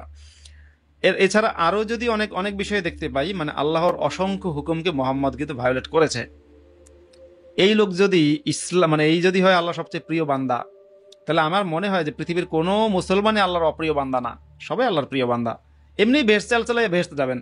মোহাম্মদ ইসলাম আসার পরে ১৯ বছর পর্যন্ত মূর্তি পূজা করার পরেও যদি মোহাম্মদ চাল চালাইয়া ভেস্তে যায়, আপনারা মুসলমানরা বিশ্বাস করেন কেউ দোজখে যাবেন না। আপনারা যা মন চায় তাই করেন। আপনারা চাইলে মূর্তি পূজাও করতে পারেন, চাইলে আপনারা কোরআনে লাথিও মারতে পারেন, কোরআনে আগুনও ধরিয়ে দিতে পারেন, কোনো সমস্যা নেই, আপনারা ভেস্তে যাবেন। হ্যাঁ বলুন। জি। তো এই মোহাম্মদ চিরজীবন সে গুনাহ করছে। গুনাহ আর তার মধ্যে একটা পার্থক্যতা আছে, বিরাট পার্থক্যতা আছে। গুনাহ হচ্ছে যদি আপনি আল্লাহর বিরুদ্ধে কথা বলেন, আল্লাহকে না মানেন বা মূর্তি পূজারি করেন, এগুলো গুনাহ। এগুলো কোনো মানুষ কোনো শাস্তি দিতে পারে না। এটা শাস্তি শুধু মোহাম্মদের হাসর দিন দেবে, যদি হাসর বলে কোন দিন আসে একটা। এখন যে মোহাম্মদ চিরজীবন একজন ক্রিমিনাল ছিল বা গুনাহগার ছিল, এই কোরআন থেকে যে আমরা খুঁজে পাই। এটা সূরা ৪৮ নম্বর আয়াতের মধ্যে ১ নম্বর ২ নম্বর আয়াতে এটাই এখানে লেখা আছে এটাকে। তো যখন আল্লাহ তাকে ক্ষমা করে দিল, কে তোমাকে ক্ষমা করে দিলাম, তাহলে এখন যে মোহাম্মদের জন্য সবই দোয়া করে আল্লাহ তাকে বেহেশত দাও। সবে তার নাম নিলেই বলে সাল্লাল্লাহু আলাইহি সাল্লাম, এবং তাকে বলে আল্লাহ তাকে বেহেশত দাও। যে আজান দেওয়ার পর যে একটা দোয়া আছে, ওখানে সবসময় আজান করে, তুমি নিশ্চয়ই তুমি ভঙ্গ করো না, তোমার অঙ্গীকার, আর হ্যাঁ হ্যাঁ তুমি হ্যাঁ। মোহাম্মদকে বেহেশত দাও, বেহেশত দাও হ্যাঁ, এটা। আতি মুহাম্মাদানিল ওয়াসিলাতা ওয়াল ফাদিলাহ ওয়াদ দারাজাতার রাফিআহ ওয়া বা'আথহু মাকামাম মাহমুদাল্লাযী ওয়া'আদতাহ। এটা হচ্ছে আজানের দোয়ার অংশ, আজানের দোয়ার জি শেষাংশ। প্রথম দিকে আছে আল্লাহুম্মা রাব্বা হাযিহিদ দাওয়াতিত তাম্মা ওয়াস সালাতিল কায়িমাহ। এই যে আমি শেষাংশ যেটা বললাম আজানের, তার অর্থ হচ্ছে যে মোহাম্মদকে তুমি দাও, উসিলা দাও, উপায় দাও, উপায় বা অবলম্বন দাও, এবং তাকে তুমি মর্যাদা দাও, এবং দারাজাত রফিয়া, তাকে সুউচ্চ মর্তবা দান করো। আবারও বলা হয়েছে সুউচ্চ মর্তবা দান করো, মানে উঁচু মর্যাদা। এবং তাকে তুমি দান করো এমন প্রশংসনীয় স্থান যার তুমি ওয়াদা করেছ, নিশ্চয়ই তুমি ভঙ্গ করো না অঙ্গীকার। যদিও এখানে আরেকটা পার্থক্য বলি। ছোটকালে এই যে আজানের দোয়া, ছোটকালে যখন আমরা নাটক দেখতাম, সিনেমা দেখতাম, তো যখন আজান নামাজের সময় আসতো, আজানের সময় আসতো, তখন কিন্তু বিটিভিতে, তখন একমাত্র টেলিভিশন ছিল বিটিভি বাংলাদেশে, তো বিটিভিতে তখন জি আজান জি প্রচারিত হতো, খুব সুন্দর সুললিত কণ্ঠে আজান বাজতো, বাইতুল মোকাররম মসজিদের ভিডিও দেখাতো, শুনতে ভালো লাগতো, খারাপ না। আজানের পরে গিয়ে সেই আজানের দোয়াটা, আজানের যে দোয়া আছে, আজান শুনলে যে দোয়াটা পাঠ করতে হয়, সেই দোয়াটাও কিন্তু বিটিভিতে পাঠ করতো। প্লাস সেই দোয়ার অর্থ বলা হতো, সেই দোয়ার অর্থটা বাংলায় বলতো। সেই দোয়ার অর্থটা যে বাংলায় বলতো, তার শেষ যে লাইনটা, ইন্নাকা লা তুখলিফুল মিয়াদ, এর শেষ লাইনের আমার মনে আছে, শেষ লাইনের বাংলা তর্জমা তখন করতো বিটিভিতে, সেটা হচ্ছে নিশ্চয়ই তুমি ভঙ্গ করো না অঙ্গীকার। কিন্তু এখন নাকি সেই দোয়াটা, সেই অর্থটা পরিবর্তন হয়ে গেছে, নিশ্চয়ই তুমি প্রতিশ্রুতির ব্যতিক্রম করো না। জি। নিশ্চয়ই তুমি ভঙ্গ করো না অঙ্গীকার, সেটা এখন হয়ে গেছে নিশ্চয়ই তুমি প্রতিশ্রুতির ব্যতিক্রম করো না। কিন্তু সত্যিকার অর্থে যদি বাংলা অর্থ বলি আরবি থেকে বাংলায়, তাহলে ওই আগের যে অর্থটা ছিল ওটাই পারফেক্ট, মানে ওটা আরবির সাথে অধিক জি সঙ্গতিপূর্ণ। জি। হ্যাঁ বলুন। এই যে পরিবর্তন করতেছে তারা, টোটালি ইসলামকে ফলো করার চেষ্টা করতেছে, যার জন্য তারা, লক্ষ্য করুন যে আল্লাহ হাফিজ খোদা হাফিজ হয়ে গেছে। হুম ছোটবেলা থেকে আমরা শুনে আসছি এখন হুম ওটা হয়েছে আল্লাহ হাফিজ। কারণ হচ্ছে এখন তারা বুঝতে পারছে যে খোদা পার্সিয়ান শব্দটা, এটা আহরা মাজদা, আহরা মাজদা যে মূর্তি আগুন পূজারী জেরুসালেম তাদের ভগবানের নামটা, তো ওটাকে চেঞ্জ হুম। করে এখন ইসলাম হয়েছে আল্লাহ হাফিজ হয়ে গেছে এখানে। তো এখন আল্লাহকে আমরা মুসলমানরা, আল্লাহ সত্যকারের আল্লাহকে মুসলমানরা বিশ্বাস করে না। হুম চিন্তা হুম। করে দেখুন, আল্লাহ বলছে মোহাম্মদকে, তুমি যত গুনাহ করছো, যত কুকাজ করছো, সব আমি ক্ষমা করে দিয়েছি। সূরা 48 নম্বর সূরার 2য় নম্বর আয়াতে আছে জি এবং জি 3য় নম্বর আয়াতেও আছে। জি, তুমি যত কুকাজ করছো, চিরজীবন যা করছো, সব ক্ষমা করে দিয়েছি। অর্থাৎ লিয়া হ্যাঁ। মোহাম্মদ নিষ্পাপ হয়ে গেছে। তো তার তো বেহেশতে যাওয়া, তা তো একদম নির্ধারিত, সে ওখানে যাবে। হুম। তো এই মোহাম্মদ যখন বেহেশতে যাবে, সেখানে এটা গ্যারান্টিড। সেখানে বারে বারে মোহাম্মদ, মুসলমানরা কেন আল্লাহকে রিমাইন্ডার দিচ্ছে যে তুমি যেটা প্রস্তুতি তাকে দিয়েছো, ওটা নিশ্চয়ই তুমি রক্ষা করবা। অর্থাৎ তারা আল্লাহকে সন্দেহ করতেছে। এটা আর পলিটিক্স। আমি যদি এটাকে বলি, এটা এটা হচ্ছে পলিটিক্স। দেখবেন আমাদের দেশের যে নোংরা পলিটিক্স আছে, সেখানে দোয়াটা কিন্তু একটা পলিটিক্স। এসে বলে হুজুর দোয়া করবেন, মানে উদ্দেশ্য হুজুর ভোটে আমার ভোট দিন বা আমার ভোটের পক্ষে বলবেন, বা বলে আমার জন্য দোয়া। এই যে দোয়া মানে বিভিন্ন সময় পলিটিশিয়ানদের জন্য বা কোনো দলের প্রতিষ্ঠাতার জন্য বা দলের নেতার জন্য যে দোয়াটা, এবং বিশেষ করে পাড়ার মহল্লার যে ধরুন কোনো একজন পলিটিশিয়ান, প্রভাবশালী পলিটিশিয়ান, তার মৃত্যুর পরে যে দোয়া টোয়া করা হয়, পুরোটাই পলিটিক্স। এটা হচ্ছে জনগণকে ওই ধর্মের ছদ্মাবরণে ব্যক্তির প্রতি সহানুভূতিশীল করে তোলা। এটা আর কিছু না। যত বড় মানে দেখা যায় বিরাট মাপের মানে ইসলামের অমান্যকারী ছিল, হ্যাঁ, তবুও তার জন্য দোয়া করা হয়, পুরোটাই পলিটিক্স। তো এখন এই পলিটিক্সের অংশ হিসেবে মোহাম্মদের জন্য মুসলমানরা দোয়া করে। সেই পলিটিক্স হচ্ছে ওই যে ইসকনকে মারতে হবে, তারপরে হিন্দুদেরকে মারতে হবে, অমুসলিমদেরকে মারতে হবে, কাটতে হবে, এই পলিটিক্সের জন্যই দোয়া করে, আর কিছু না। জি, এটা পলিটিক্স অবশ্যই পরিচালনা, এটা করে আমরা আসি। আর কথা আগে বলছি না, যাই না, এই নামাজের সঙ্গে একটা দূরত্ব হবে। দুঃখজনক বিষয় হচ্ছে আজকে আপনার আপনার অডিও আবার কেটে যাচ্ছে। আপনি ভিডিওটা অফ করে দিতে পারেন। আমি আমি আমি আপনাকে এখানে ট্রান্সমিশনে প্রবলেম করতেছি, আমার ছেলে কোনো প্রবলেম নাই। আপনি দেখুন তো ভিডিওটা অফ করে দিলে হ্যাঁ, কথা বলুন তো। জি, এখন শুনছেন? আপনি অডিওটা কি বুঝতে পারছি না যে আমাদের ঠিক আছে। হ্যাঁ, এই ঠিক আছে। এখন এখন এখন কথা বলুন তো। আওয়াজ শব্দ হচ্ছে, না আচ্ছা, প্রবলেম হচ্ছে। না, দুঃখজনক বিষয় হচ্ছে আপনাকে এখনো শোনা যাচ্ছে না। বন্ধুরা একটু কমেন্ট করে জানান তো যে আমার একারই সমস্যা কি না, নাকি আপনারাও সমস্যা হ্যাঁ, আবারও এই যে কমেন্ট এসছে যে আবারও সাউন্ড সমস্যা। আচ্ছা, আমি একটু আজগা ভাই আপনি থাকুন, আপনি একটু মিউট করে রাখুন সম্ভবত তাহলে আমি শেষ করে দেবো লাইভটা এখন। আপনি ভিডিওতে আসতে পারেন, অসুবিধা নেই। না, আপনার কথা একেবারেই অস্পষ্ট, একেবারেই। হুম। আবারও সাউন্ড আপনার ওখানে সমস্যা। শোনা যাচ্ছে না, সমস্যা আছে, এখন অডিও ঠিক আছে। ট্রান্সমিশন সমস্যা হচ্ছে। জি, আপনাকে তো আমার দেখতে এখন পাচ্ছেন ঠিক না, আছে। তাই না? হ্যাঁ, দেখতে পাচ্ছি না, আপনি তবু আমার তবু দেখতে চলুক, পাচ্ছেন, কথা চলুক। ঠিক আছে, হ্যাঁ ঠিক হ্যাঁ। আছে। তো ওই যে দোয়াটা পড়া হলো যে মোহাম্মদকে স্থান করো, দাও যে তুমি তার প্রতিশ্রুতি তাকে দিয়েছো, যে আল্লাহ সাল্লাহ সৈয়দানা মোহাম্মদ, যে আয়টা সুরা দোয়াটা আছে। এই সবসময় তারা দোয়া করতেছে মোহাম্মদকে জান্নাত দেওয়ার জন্য। কি মোহাম্মদ নিজের জন্য এই দোয়াটা করছিল, না এই দোয়াটা পরে বানানো হয়েছে মোহাম্মদের পরে? এই দোয়াটা মোহাম্মদের পরে বানানো হয়নি। মোহাম্মদ নিজেও মোহাম্মদের সময় দোয়াটার প্রচলন হয়েছে। তো মোহাম্মদ কি এটা পড়তো নিজের জীবনে? মোহাম্মদ নিজ জীবনে করেছে কিনা কে জানে, দেখতে হবে। সম্ভব, এটা ইসলামের সম্ভব না। ইতিহাস। এটা এটা হচ্ছে, এটা হচ্ছে মৃত্যু লোকের জন্য, যেখানে ইব্রাহিমের কথা আছে, ইব্রাহিম তার তার বংশকে সবাকে বেহেশতে আদায় করে মৃত্যু লোকের জন্য। আর মোহাম্মদ নিজের জন্য এভাবে দোয়া কেন করবে? এটা পরে আমার আমার ধারণাটা পরে বানানো হচ্ছে। যা হোক, এটা একটু আপনি দেখিয়েন, এটাকে খুঁজে দেখেন একটু, যদি আমার এখানে ভুল তথ্য থাকে আমার এটা সংশোধন করিয়েন। তা এখন হ্যাঁ, আমরা নিশ্চয়ই আসি। নিশ্চয়ই। জি, আপনি আসেন। এখন আমরা 11 নম্বর, আহ, আহ, আহ, 12 নম্বর আয়াতে আমরা আমরা যাই ওখানে। বা আয়াতে বলছে অথবা খোদা ভীতি কি হয়, অথবা সে যদি শিক্ষা খোদাভীতির দেয়। আদেশ করে, হ্যাঁ, খোদাভীতির হ্যাঁ, এটা আদেশ দেয়। কার সম্বন্ধে হচ্ছে এটা? ওই আবুল হাকাম সম্পর্কে। তো কি অথবা খোদা ভীতি শিক্ষা দেয়, সে খোদাকে ভয় করার শিক্ষা দিত সে। মানে আল্লাহ আর কি আফসোস করে বলছে যে যদি সে খোদাভীতি শিক্ষা দিত ভালোই হইতো। আমি সব বলি না যে আফসোস করে যদি না পারি, মানে অক্ষম মানুষ কি বলে, যদি সে এটা করতো ভালোই হইতো। আল্লাহ বলছে যদি ওই আবুল হাকাম একটু ইমান আনতো, যদি একটু আল্লাহকে ভয় করার হুকুম দিত ভালোই হইতো। মানে আল্লাহ কিন্তু দেখেন এখানে একটা গুরুত্বপূর্ণ পয়েন্ট, এই যে খোদাভীতির আদেশ দেয় বলা হয়েছে, খোদাভীতি অর্জন করে সেটা কিন্তু বলা হয়নি। মানে মোহাম্মদ চেয়েছিল যে আবুল হাকাম যেন তা মোহাম্মদের অনুসরণ করে এবং অন্যদেরকেও মোহাম্মদের অনুসরণ করার নির্দেশ দেয়। মানে আদেশ আগে নিজেরই মানানো দরকার নেই, আগে তুই অন্যকে আদেশ দে। ইসলাম তো এরকমই। ইসলাম নামাজ পড়তে বলেনি তেমন, বলেছে নামাজ কায়েম করতে। জি। তো মোহাম্মদ তো নিজেই মুসলমান হয়নি মুফতি সাহেব।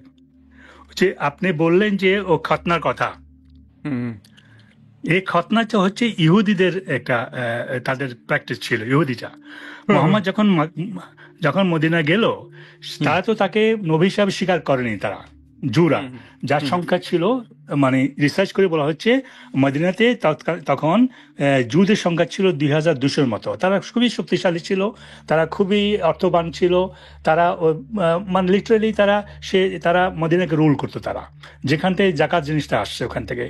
তো এই এই এই জুদার যখন সে বললো কি তুমি মোহাম্মদ, তুমি ভণ্ড, তুমি ইনা মবিনা মেসেঞ্জার না, তখন মোহাম্মদ তাদেরকে তার দলে আনার জন্যে জুদের অনেক কিছু ওখানে নিয়ে আসলো, তাদের এই ঘটনা তাদের নিয়ে আসলো ওখান থেকে। তারপরে আপনার এই যে এই রোজা, এই রোজা রোজা জুদ থেকে নিয়ে আসলো, সোম যেটা বলা হয় জুদ থেকে নিয়ে আসলো, তারা 7 দিন রোজা রাখতো।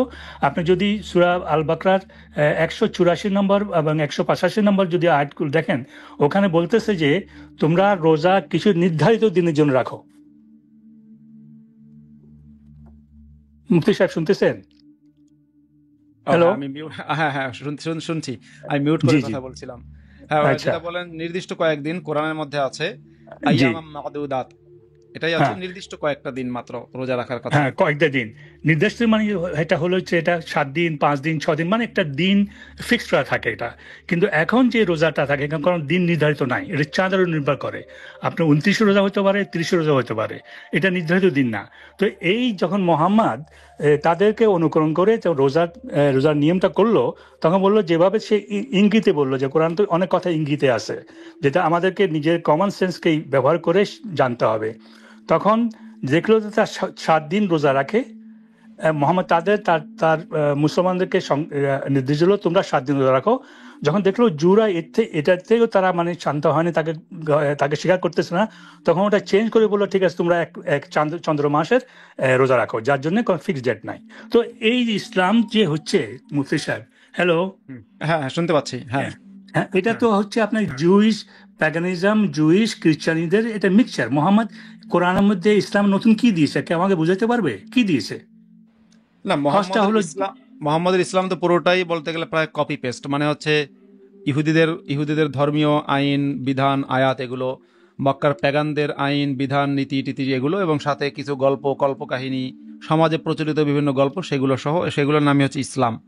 এবং মোহাম্মদের যে আজকে যে কাবা ঘর যেটাকে মুসলমানরা পূজা করে, এটা কিন্তু মোহাম্মদের নতুন আবিষ্কার করা না।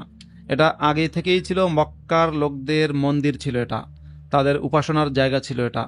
অর্থাৎ মোহাম্মদ কিন্তু নতুন কিছু সৃষ্টি করেছে ব্যাপারটা তা না, পুরোটাই হচ্ছে মানে কপি পেস্ট। মোহাম্মদের ইসলামটাই কপি পেস্ট। যেহেতু এটা হজ এগুলো কপি পেস্ট, যার জন্যে কোরআনে নামাজ কিভাবে পড়তে হবে এটা কোনো বর্ণনা নাই, কিভাবে পড়তে হবে, উমরা কিভাবে করতে হবে, এবং আপনার হজ কিভাবে করতে হবে এটা কোনো বর্ণনা নাই, কিভাবে পড়তে হবে এগুলো হাদিস দিয়ে এটাকে হালাল করা হয়েছে।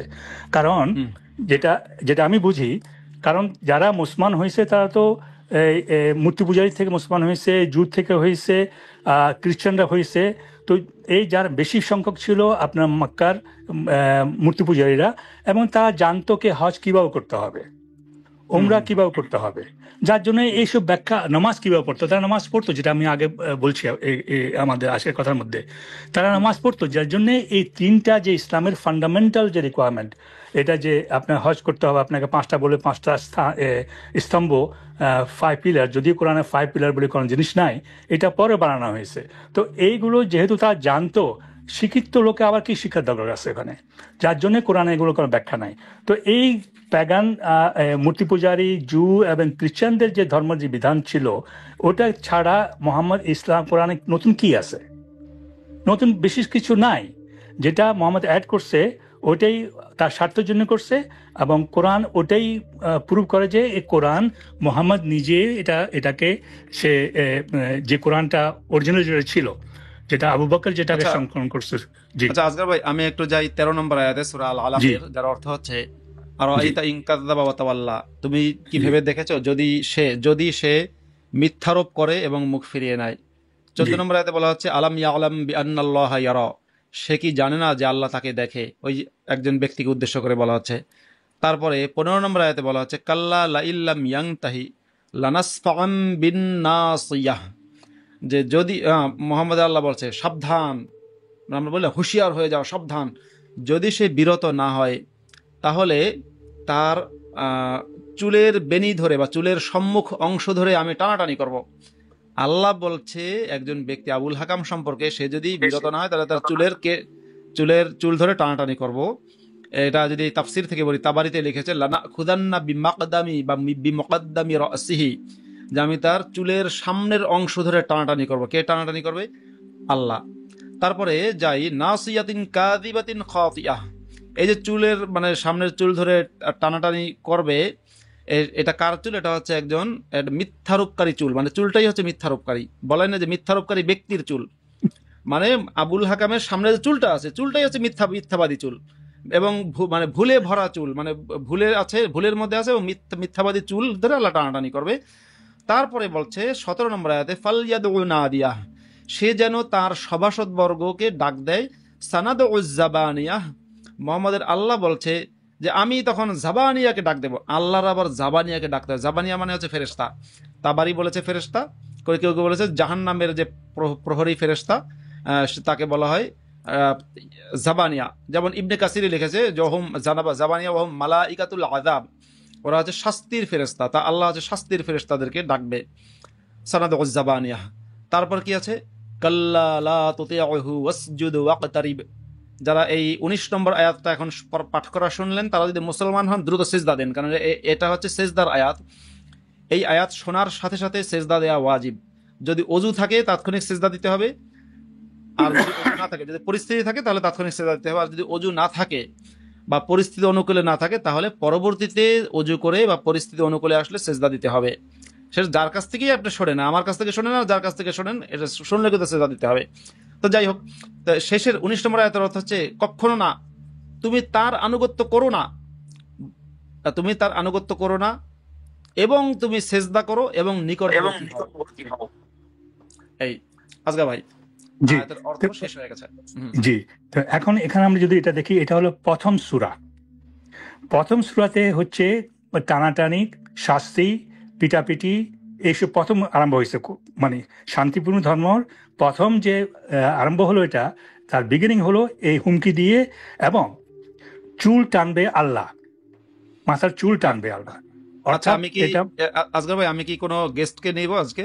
না না, অসুবিধা নেই, অসুবিধা, আমার কোনো অসুবিধা নেই। একজনকে আমি নিলাম, জি ডক্টর দীপক দিশারি বা এরকম কিছু। জি ডক্টর দীপক হ্যাঁ দিশারি, আপনি একটু জাস্ট শোনা দেখি, কথা বলুন সামান্য।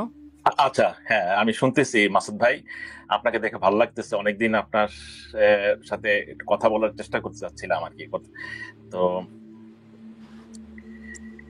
আচ্ছা, আমি একটু আসগর ভাইয়ের সাথে কথা বলি, পরে আপনার কাছে যাব, আপনি জাস্ট থাকুন আসগর ভাই। আচ্ছা জি তো এই প্রথম আরম্ভ হলো সূরা ইসলাম আরম্ভ হলো আপনার এই ধমকি দিয়ে শাস্তি দেওয়ার জন্য। এখন যখন বলছে আল্লাহ বলছে যে তার আবু জাহেলের মাথার চুল টানবো আমি তাকে, তাহলে আল্লাহ যখন টানবেন, তো আল্লাহ তখন মাটিতে পৃথিবীতে আসবেন, উনি আল্লাহ হুম হুম হুম পৃথিবী হ্যাঁ এসে আবু জাহেল চুল ধরবেন, টানবেন তাকে। এবং এখানে আমরা বলছেন সে কি জানে না আল্লাহ আল্লাহ দেখেন? হ্যাঁ হ্যাঁ অবশ্যই বারে বলছে আল্লাহ সবকিছু দেখে। আমি এটা কোরআনের ভাষা, কোরআনকে সামনে রেখে বলছি, অবশ্যই আল্লাহ সবকিছু দেখেন, আল্লাহ শুনেন, আল্লাহ জানেন, আল্লাহ হাঁটেন, আল্লাহ কথা বলেন, সবকিছু করেন আল্লাহ। এবং উনি দেখার এটুক তার ওনার ইয়ে আছে যে এ, আমি এটা আমার তরফ থেকে এটা বলছি, আল্লাহ যখন এক মহিলা বা পুরুষ তাদের বেডরুমে কি করে আল্লাহ ওটা দেখেন। হুম হুম হুম। আল্লাহ কেউ যদি চুরি করে আল্লাহ দেখেন। আচ্ছা আজগর ভাই, যদি জি হ্যাঁ, এই যে কথাটা আছে যে আল্লাহ যে বললেন যদি সে বিরত না হয় তাহলে আমি তার মাথার চুলের সম্মুখ ভান ধরে সম্মুখ ভাবে টানাটানি করব। জি এখন এই আল্লাহ কি সেটা আসলে আবুল হাকামের সাথে করেছিল? মানে আল্লাহ নিজে কি আবুল হাকামের চুল ধরে টেনেছিল? এখন আপনি বলবেন কি যে বদর যুদ্ধে যখন আবুল হাকাম মারা যায়, যাকে মুসলমানরা আবু জাহেল বলে আর কি, সে আবুল হাকাম মারা যায়, তখন মুসলমানরা তখন তাকে ধরে টেনে নিয়ে কুয়ার মধ্যে লাশ ফেলা হয়েছিল। কিন্তু সেটা তো ধরেছে মুসলমানরা, মানুষেরা। আল্লাহ ধরলো কই? আল্লাহকে আবুল হাকামকে ধরে টেনেছিল। এবার যদি আপনারা বলেন না, এটাতে আসলে বোঝানো হয়েছে যে মৃত্যুর পরে আল্লাহ আবুল হাকামকে ধরে জাহান্নামের মধ্যে টানাটানি করবেন। আচ্ছা, তাহলে আমরা পরের আয়াতে গিয়ে কি দেখি? আমরা যখন দেখব যে এই যে কপাল ধরে টানাটানি আয়াতটা আছে 15 নম্বরে, আর জি 17 নম্বরে, 17 এবং 18 নম্বরে আছে যে সেজন্য তার সভাসদ বর্গকে ডাকে। তার মানে জি এটা কিন্তু দুনিয়াতে টানবে বোঝাচ্ছেন, আল্লাহ কিন্তু বোঝাচ্ছেন দুনিয়াতে টানবে। মানে ধরুন আমি বললাম যে যে আমি বললাম যে ওই যে উজ্জ্বল, মানে ধরেন একজন ব্যক্তির নাম উজ্জ্বল, বললাম উজ্জ্বল আসুক, তার লোকজন নিয়ে আসুক। আমি বললাম যে আমিও এখানে বসলাম, উজ্জ্বল পারলে তার লোকজন নিয়ে আসুক। এখন এটা দিয়ে যে আপনি যদি বোঝেন যে উজ্জ্বল আসলে আমেরিকায় লোকজন নেওয়ার কথা বলেছে আর আমি আছি অন্য কোথাও, এটা তো হবে না। মানে আপনি একটার জায়গায় আর একটা বুঝলে তো হবে না। যেখানে আল্লাহ বলছে যে সেজন্য তার সভাসদ বর্গকে ডাকে, তার মানে এটা দুনিয়াতে বোঝানো হয়েছে আল্লাহ দুনিয়াতে তার কপাল ধরে টানাটানি করবেন। তা আবুল হাকামের কপাল ধরে তো আল্লাহ দুনিয়াতে টানাটানি করেননি, তাহলে তো আল্লাহর কথা খাটলো না। আল্লাহ যে একেবারে জি কি করে লানাস ফাম, মানে অবশ্যই কপাল ধরে টানাটানি করব, কপালের চুল ধরে, আল্লাহ কিন্তু জি সেটা করেনি। হুম, বলুন। কারণ আল্লাহ পৃথিবীতে আসতে পারেনি, তো আল্লাহ আসতে পারেনি। আল্লাহ আর যদি আসি থাকেন, এটা ছিল কেউ না, মোহাম্মদের কথা বলছে। আর একটা কথা বলি এখানে, এই কোরআনে কোথাও বিধান নাই যে কোরআনের তাফসীর করতে হবে, না, কোথাও নেই। নাই। নাই। কারণ কারণ যেটা আমরা কিছুক্ষণ আগে আলাপ করছিলাম, কোরআনের দুই ধরনের সূরা আয়াত আছে। একটা হলো পরিষ্কার, যেটাতে কোনো মানে কোনো ইফ বাট কিছু নাই ওখানে। আর কিছু হচ্ছে যেগুলো অর্থ শুধু আল্লাহ জানে, 3 নম্বর সূরার 7 নম্বর আয়াত। এখন যদি কিছু কথা যদি আল্লাহর কথা যদি আমরা ব্যাখ্যা করতে চাই এই আপনার দিয়ে তাফসীর দিয়ে বা ওই হাদিস দিয়ে, তাহলে সে ব্যক্তি যে তাফসীর করতেছে সে আল্লাহর মতো জ্ঞান রাখে, তাহলে সে তো আল্লাহ সমান হয়ে গেল। আল্লাহ তো সমান হয়ে গেল। হয়ে গেল না তারা? তাহলে না হলে ধরেন আপনি কি বলতে চাচ্ছেন, যদি আপনার মাইন্ডটা আমি পড়তে পারি তাহলে আল্লাহর অবস্থা হয়ে গেছে আপনার আজগার ভাই, আল্লাহর অবস্থা হয়ে গেছে জি নাসিরউদ্দিন হজ্জার মতে। আমি একটা গল্প বলি, জি নাসিরউদ্দিন হজ্জার গল্প। তো নাসিরউদ্দিন হজ্জা হচ্ছে একদিন খুব জুব্বা পাঞ্জাবি পায়জামা পরে শুক্রবার দিন যাচ্ছিল। তার লোকজন এবার ধরেছে যে এই যে আমাদের মসজিদে ইমাম নেই, আজকে আপনার নামাজ পড়ান লাগবে, আপনি জুম্মার দিন আজকে নামাজ পড়াতেই হবে। এখন হজ্জা কোনো রকম রাজি না, তাকে জোর করে যখন মসজিদের মধ্যে নিয়েছে, এবার মসজিদের মেম্বারে উঠে বলছে, প্রিয় দর্শক, প্রিয় শ্রোতা বন্ধুরা, আমি আজকে কি বিষয় নিয়ে আপনাদেরকে ওয়াজ করব, ভাষণ দেবো, আপনারা কি জানেন? লোকেরা বলে না, জানি না। তাই এখন হজ্জা তখন বলছে, আমি কি বিষয়ে কথা বলবো এটাই আপনারা জানেন না, আপনাদের কি ওয়াজ আমি করব, বলে মেম্বার থেকে নেমে চলে গেছে। পরের সপ্তাহে আবার নাসিরউদ্দিন হজ্জা একই এলাকা থেকে যাচ্ছে, আবার ধরে তাকে এবার লোকেরা বললো, বুদ্ধি পরামর্শ করছে যে হালারে আজকে ফাঁসাবো। এবার বললো, হুজুর আজকে আপনার নামাজ পড়ানো লাগবে। তা বলছে যে না, পড়াবো না। বলে না না, আপনার আজকে জুম্মার বয়ান দেয়াই লাগবে, নামাজ পড়ানোই লাগবে। তো বসেছে, বসার পরে বলে, প্রিয় শ্রোতা বন্ধুরা, আজকে আমি কি বিষয় নিয়ে কথা বলবো আপনারা জানেন? লোকেরা তো আগে থেকে বুদ্ধি পরামর্শ করে নিয়েছে, বলে হ্যাঁ হ্যাঁ সবাই জানি। তখন নাসিরউদ্দিন হজ্জা বলছে, যেহেতু সবাই জানেন তা কি আর বলবো, বলে নেমে গেছে। পরের সপ্তাহে আবার লোকেরা একইভাবে হজ্জাকে ধরেছে, আপনার নামাজ পড়ানোই লাগবে। এবার লোকেরা বুদ্ধি পরামর্শ করেছে, আমরা অর্ধেক বলবো জানি, অর্ধেক বলবো জানি না। যথারীতি হজ্জা মেম্বারের উপর উঠেছে, ওঠার বলবো আজকে আমি কি বিষয় নিয়ে কথা বলবো আপনারা জানেন? অর্ধেক লোক হাত তুলে বলছে হ্যাঁ আমরা জানি, বাকি অর্ধেক বলছে না আমরা জানি না। তখন হজ্জা বলল, তাহলে আমার আর দরকার কি, আপনারা যারা জানেন তারা, যারা জানেন না তাদেরকে জানিয়ে দেন, আমি গেলাম। হ্যাঁ, জি এখন এই ধরনের জি আচ্ছা, আমাদের বলেন, শেষ করুন। নতুন যে গেস্ট আছেন ডক্টর দীপক দিশারি ভাই, আপনি কিছু বলবেন? হ্যাঁ, না, আপনার গল্পটা খুব সুন্দর আর কি। এটা মানে গ্রহণ করার মতো বা অন্য কোনো আলোচনা এটা বর্ণনা করার মতো একটা গল্প। আমি এটা আপনার কাছ থেকে কিনে নিলাম আর কি, বলা যায় আর কি। আচ্ছা, তো আমি হয়তো প্রসঙ্গটা এখন অন্যদিকে চলে যাবে, কিন্তু আমার প্রথম প্রশ্ন, আপনারা যে কোরআন নিয়ে আলাপ করছেন সেটা কোন কোরআন? ওসমানী কোরআন। আহ, উত্তরটা হয় নাই। কোরআনের কয়েকটা আরুফ আছে, আপনি হয়তো জানেন, হুম যেটাকে বলা হয়, এটা একটা হাদিসও আছে, এটা আপনি ভালো জানবেন, যে একবার কোনো এক সাহাবী আরেক সাহাবীকে আমাদের নবীজির কাছে নিয়ে আসলেন। আমি শ্রদ্ধাভরি কথা বলছি, যদিও আমার ধর্মীয় অবস্থানটা আপনাকে আগে একটু বলে নেই, তাহলে বুঝতে সুবিধা হবে। আমি মুমিন না, হুম হুম ঠিক আছে, আবার আমি নাস্তিকও নই। ধর্মীয় অবস্থানটা হচ্ছে বিজ্ঞানী স্টিফেন হকিংস এর মতো, যে হুম I don't know if there is any God or not, but what I believe, if there is any God, he doesn't interfere with the law of nature. হুম আচ্ছা, আমি জানি না বুঝতে পেরেছেন কিনা, হ্যাঁ বুঝতে পেরেছি, হ্যাঁ। যে আমরা যতই দোয়া দরুদ পড়ি, নামাজ রোজা করি, আল্লাহ তার সিস্টেমেই এই পৃথিবী, এই জগৎটা চালাবে। সুতরাং এই ধর্মের করি আর না করি তাতে কিছু যায় আসবে না। তো যাই হোক, তো আমি একটু শ্রদ্ধাভরি কথা বলছি আর কি। তো নবীজির কাছে এক সাহাবী আরেক সাহাবীকে নিয়ে আসলেন, যে বললেন যে আপনি আমাদেরকে যেভাবে শিখাইছেন কোরআন কোরআন পড়ার জন্য, কিন্তু এই সাহাবী তো আরেকভাবে পড়ছে। তখন নবীজি বললেন, আচ্ছা কিভাবে? তো ওই সাহাবী পড়ার পরে বললো যে না, এটাও ঠিক আছে, কারণ কোরআন এই 7টা আরুফ বা 7টা সুরে নাজিল হয়েছে, এবং এই 7টাকে বলা হয় আরুফ। পরবর্তীতে ওসমান, আমি যতটুকু জানি আর কি, যে ওসমান যখন কোরআন সংকলন করে তখন সে বলছে যে কোরাইশি আরুফ ছাড়া বাকি যত আরুফ আছে সেগুলোকে ধ্বংস করে দাও, শুধুমাত্র কোরাইশিটা রাখো। তো ওসমান কাগজের কলমের বা যেগুলো লিখিত ছিল সেগুলো ধ্বংস করে দিয়েছে, কিন্তু যেসব সাহাবীদের মাথায় ছিল বা অন্যদের যারা মুখস্থ করেছিল সেগুলো তো ধ্বংস হয় নাই। তো পরবর্তীতে এগুলো প্রচলিত ছিল, এবং সেই সাথে মানে 7টাকেই বৈধতা দেওয়া হয়েছে আর কি। এবং পরবর্তীতে এখন বর্তমানে সৌদি আরবের যে কোরআন কমপ্লেক্স থেকে যে প্রিন্টিং হয়, কোরআন প্রিন্টিং হয়, সেখানে 7টার জায়গায় 10টা আরুফে কোরআন পাবলিশ করা হয়। তো আমার প্রথম প্রশ্ন, যে মুসলমানরা 7টাকে বৈধতা দেয়, যে যেটা রসুলের আমলেই হয়েছে, কিন্তু এই নতুন 3টা আবার কোত্থেকে আসলো?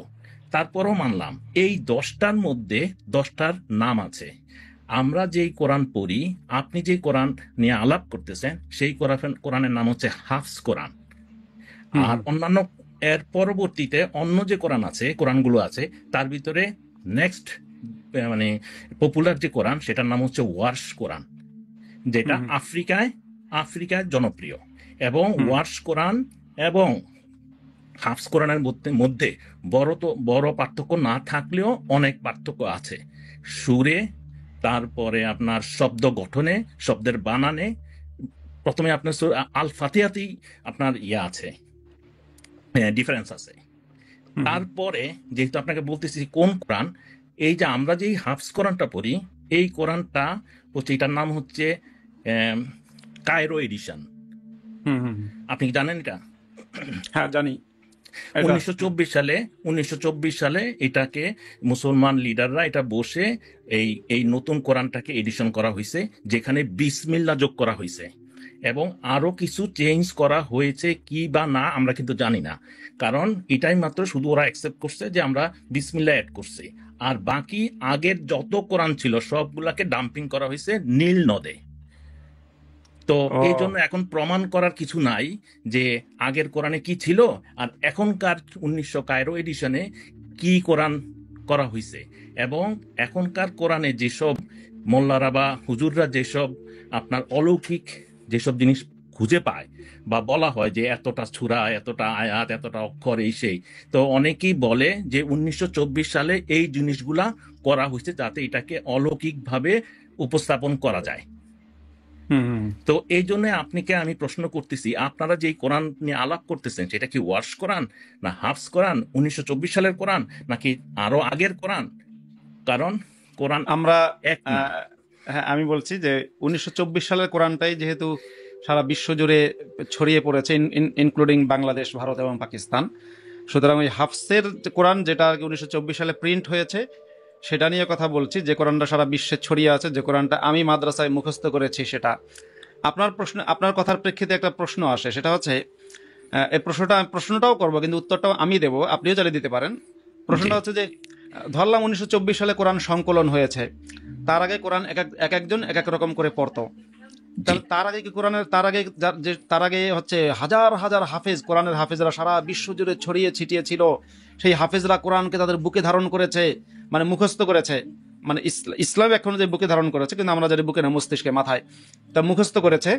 এই যে কোরআন মুখস্থ করেছে কেমনে সম্ভব? নিশ্চয়ই তারা সবাই একই কোরআন মুখস্থ করেছে, এবং সবাই কিভাবে নির্ভুল কোরআন পড়লো, নিশ্চয়ই এটা আল্লাহর বিরাট মিরাকল। এই হচ্ছে প্রশ্ন, যেটা কেমনে সম্ভব। এর উত্তরটা আমি দিচ্ছি, সেটা হচ্ছে জি আজকে থেকে ধরুন 200 বছর আগে মিশরের কোনো একজন ইমাম সাহেব নামাজে কোরআন পাঠ করছে, 200 বছর আগে দিল্লির কোনো একজন ইমাম সাহেব নামাজের মধ্যে কোরআন পাঠ করছে, 200 বছর আগে ধরুন যে উত্তর আফ্রিকার কোনো একজন ইমাম সাহেব, বা ধরেন যে তুরস্কের অটোমান সাম্রাজ্যের কোনো একজন ইমাম সাহেব, তিনি নামাজ পড়াচ্ছেন। এখন তিনজনই যে সূরা কিরাত ঠিক রকম পড়েছেন, একই রকম সূরা কিরাত পড়েছেন, ভুল পড়েননি, এর প্রমাণ কি? ভিডিও আছে আপনাদের কাছে? না তাহলে আমাকে ভিডিও দেখান। 200 বছর আগের ইমাম সাহেব যিনি দিল্লিতে নামাজ পড়িয়েছেন, ইমাম সাহেব যিনি আপনার কি বলে ইস্তাম্বুলে নামাজ পড়িয়েছেন যে ইমাম সাহেব, কিংবা ধরুন যে ইমাম সাহেব মরক্কোতে নামাজ পড়িয়েছেন, বা মিশর, এই ইমামদের সবার কোরআন পাঠ যে একই রকম ছিল, ভিডিও আছে? নেই। এখন আপনি ভিডিও দেখাতে পারবেন, হ্যাঁ এই দেখেন বাংলাদেশের ইমাম যা পড়ে সৌদির ইমামও তাই পড়ে, কিন্তু তখনকার ভিডিওগুলো কই? প্রমাণ নেই। যাই হোক, হ্যাঁ। তো আমিও এই প্রশ্নটা করি যে যদি আগের কোরআনের সাথে এখনকার কায়রো এডিশনের 1924 সালের কায়রো এডিশনের কোরআন যদি এক থাকে, তাহলে আগের কোরআনগুলো কেন আমরা ডাম্পিং করেছি, আর কেন মুসলমানদের কাছে 1924 সালের আগের কোনো কোরআন নাই?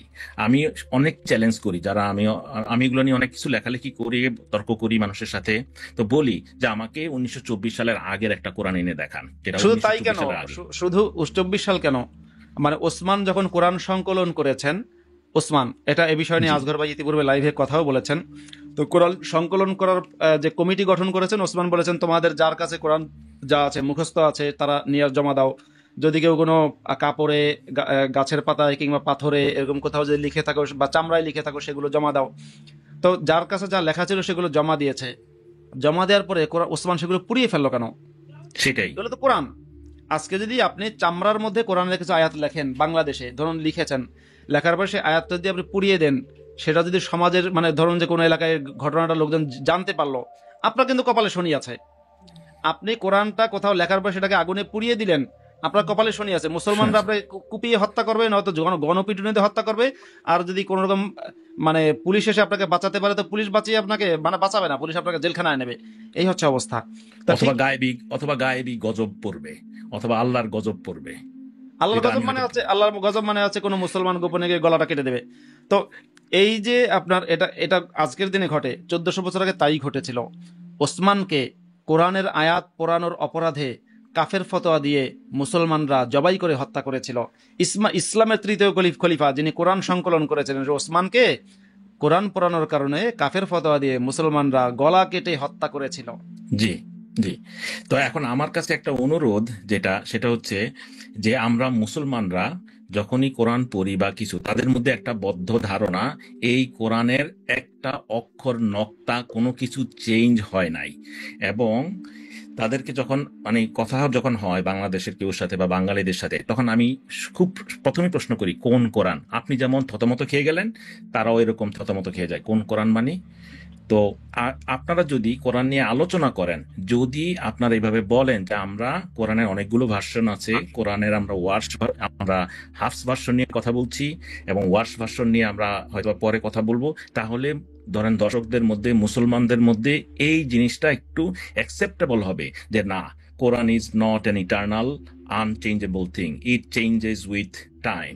হ্যাঁ, যে 1924 সালেও করা হয়েছে, এই তথ্যগুলা আপনারা তুলে ধরেন একটু। এটা মানুষের সবার জানা উচিত। তাদের এই বদ্ধ অন্ধ ধারণা যেটা, যে কোরআন কোনোদিন চেঞ্জ হয় না, এই জিনিসটা যাতে ওদের চেঞ্জ হয়, মানে এটা অ্যাকসেপ্ট করতে সুবিধা হয়, আর কোরআন যে ধর্মান্ধতা কিছুটা কমে যাবে। হ্যাঁ, আপনি যে বললেন যে কোরআন, এটা আমরা ইতিপূর্বে কথা হয়েছে এটা নিয়ে আগের লাইভগুলোতে। আসগর ভাইও বলেছেন যে কোরআন যে 7 কিরাতে নাজিল হয়েছে, মানে 7 রকম ভাবে নাজিল হয়েছে, তাহলে আল্লাহ কি 7 ভাবে কোরআন পড়েছিলেন? আল্লাহ কি কোরআন 7 ভাবে পড়েছেন? আপনারা মুসলমানরা বিশ্বাস করেন যে 7 ভাবে তেলাওয়াত জি, করেছেন? এটা একটা পয়েন্ট।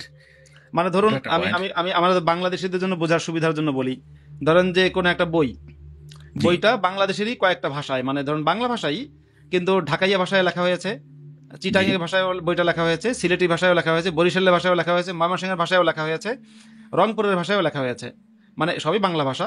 কিন্তু যেমন আপনি ঢাকার বাংলা ভাষায় হচ্ছে আমি, ওটা জি, নোয়াখালীর বাংলা ভাষায় হয়ে যাবে আই। ঢাকার হুম, বাংলা ভাষায় হচ্ছে চাচা, নোয়াখালী বা কাকু, নোয়াখালীর বাংলা ভাষায় হচ্ছে কাকু। এই যে আপনার চেঞ্জ হয়ে গেল, তাহলে এরকম ভাবে মানে আরবের যে তৎকালীন যে ভাষাগুলো আছে 7 রকমের ভাষা, আল্লাহ সেই 7 রকম ভাষাতেই কোরআন পাঠ করেছিল, মানে এই কথা আপনারা মুসলমানরা বিশ্বাস করেন? আমি আরেকজন দর্শককে নিয়ে, আচ্ছা আসগর ভাই একটু শেষ করলে ভালো হয়। আসগর ভাই, আপনি জি এই যে যে আমি সূরাটা নিয়ে কথা আম- বলছিলাম, হ্যাঁ। জি জি আমি ওই ডক্টর সাহেবের কথা প্রসঙ্গে কিছু বলতে চাই। জি, বলেন। আমার জানা মতে আপনার হাদিসে কোরআনের 7টা ভার্সনের সম্বন্ধে বলছে। আলতাবারি বলছে যে এটা 8টা ভার্সন আছে। আচ্ছা, তারপরে আপনার সেকেন্ড সেঞ্চুরি আসে, হিজরাতে আইডেন্টিফাই করেছে 8জন লোকে। তার নাম ছিল নাফি বিন আব্দুর রহমান, জি, আবদুল্লাহ বিন কাথির, আবদুল্লাহ বিন আমের, আসিম আবি আল নজুদ, হামজা আল জুবায়ের, আল কাসাই আলী বিন হামজা, আবু আমরু আল বাসারি, ইয়াকুব আল হাদরামি। তো ও হাফস এবং না যে ভার্সনটা আসছে, এগুলো এভাবে আসছে। হাফস হচ্ছে এটা আল আসাদি, হাফস আল সাদি এবং আসিম আবি আল নজরুরের ভাষ্য হিসাবে আসছে ওটা।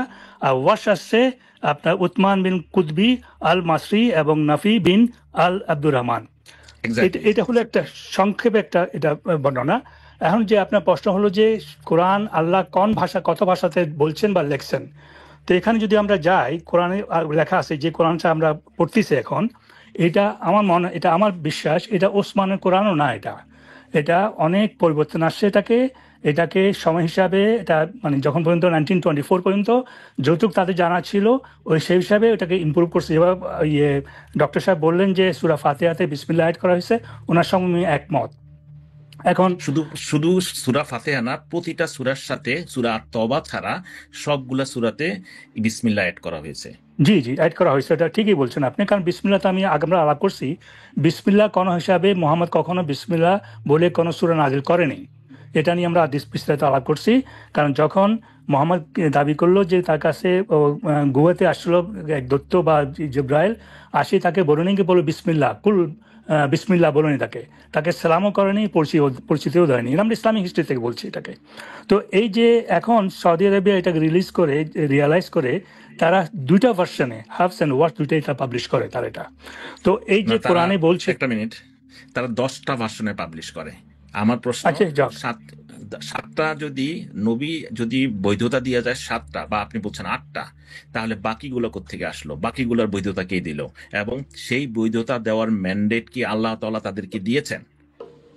আল্লাহ আল্লাহ এখানে এখানে এই ডাক্তার সাহেব একটা কথা আপনি বললেন যে 10টা, এটা একটা নতুন ইনফরমেশন, আমি যেটা জানতাম না। আমি 7টা পর্যন্ত জানতাম, কিন্তু সৌদি আরব 10টা 10 কেরাতে যে কোরআন এভাবে নাজিল বা কোরআন তৈরি করেছে, এটা তাহলে আমার খোঁজ নিয়ে জানতে হবে। আমি হ্যাঁ, এটা খুব জানেন একটু। আপনাদের কথার মাঝে সময় পেলে আমি এটা বের করে আপনাদেরকে দেখাবো। হ্যাঁ, যাক, নিশ্চয়ই তো দেখাবেন। এখন প্রশ্ন হচ্ছে যে এই জি, কোরআন যে আয়াত আছে যে আল্লাহ পৃথিবী সৃষ্টি করার আগেই এই কোরআনকে একটা টেবলেটের পাথর লিখে রাখছিল, সেটা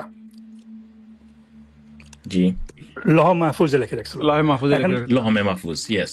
জি, মুফতি সাহেব যে প্রশ্নটা করলেন, ওই প্রশ্ন আমারও।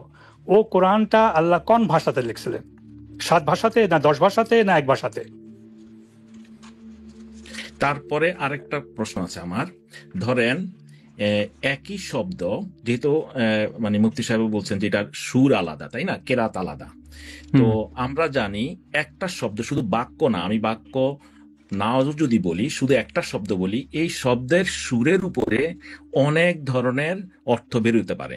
যেমন ধরেন বললাম আচ্ছা, আচ্ছা কথাটা, এই আচ্ছা একটা শব্দ, আমি বললাম আচ্ছা, আচ্ছা, আচ্ছা, মানে এই ধরেন এই আচ্ছা কথাটাই সুরের উপরে এটার বৈপরীত অর্থ এবং অন্যান্য ডিফারেন্ট অর্থ বেরোতে পারে। একটা আচ্ছা আপনার সাথে একমত বুঝায়, আরেকটা আচ্ছা আপনার সাথে প্রশ্নবোধক বুঝায়, আরেকটা আচ্ছা বুঝাবে নেগেটিভ, না আমি তোমার সাথে মানি না। তো এরকম আবার ধরেন একটা কথা সিলেটে বলা হয় বা চিটাগাঙ্গের শব্দ যে আমি তোমাকে ভালো পাই। তো এই কথার অর্থ আমি তোমাকে ভালোবাসি, কিন্তু এটা যদি আপনি ঢাকায় বা কুমিল্লায় বলেন, এটা শব্দ কিন্তু অন্য।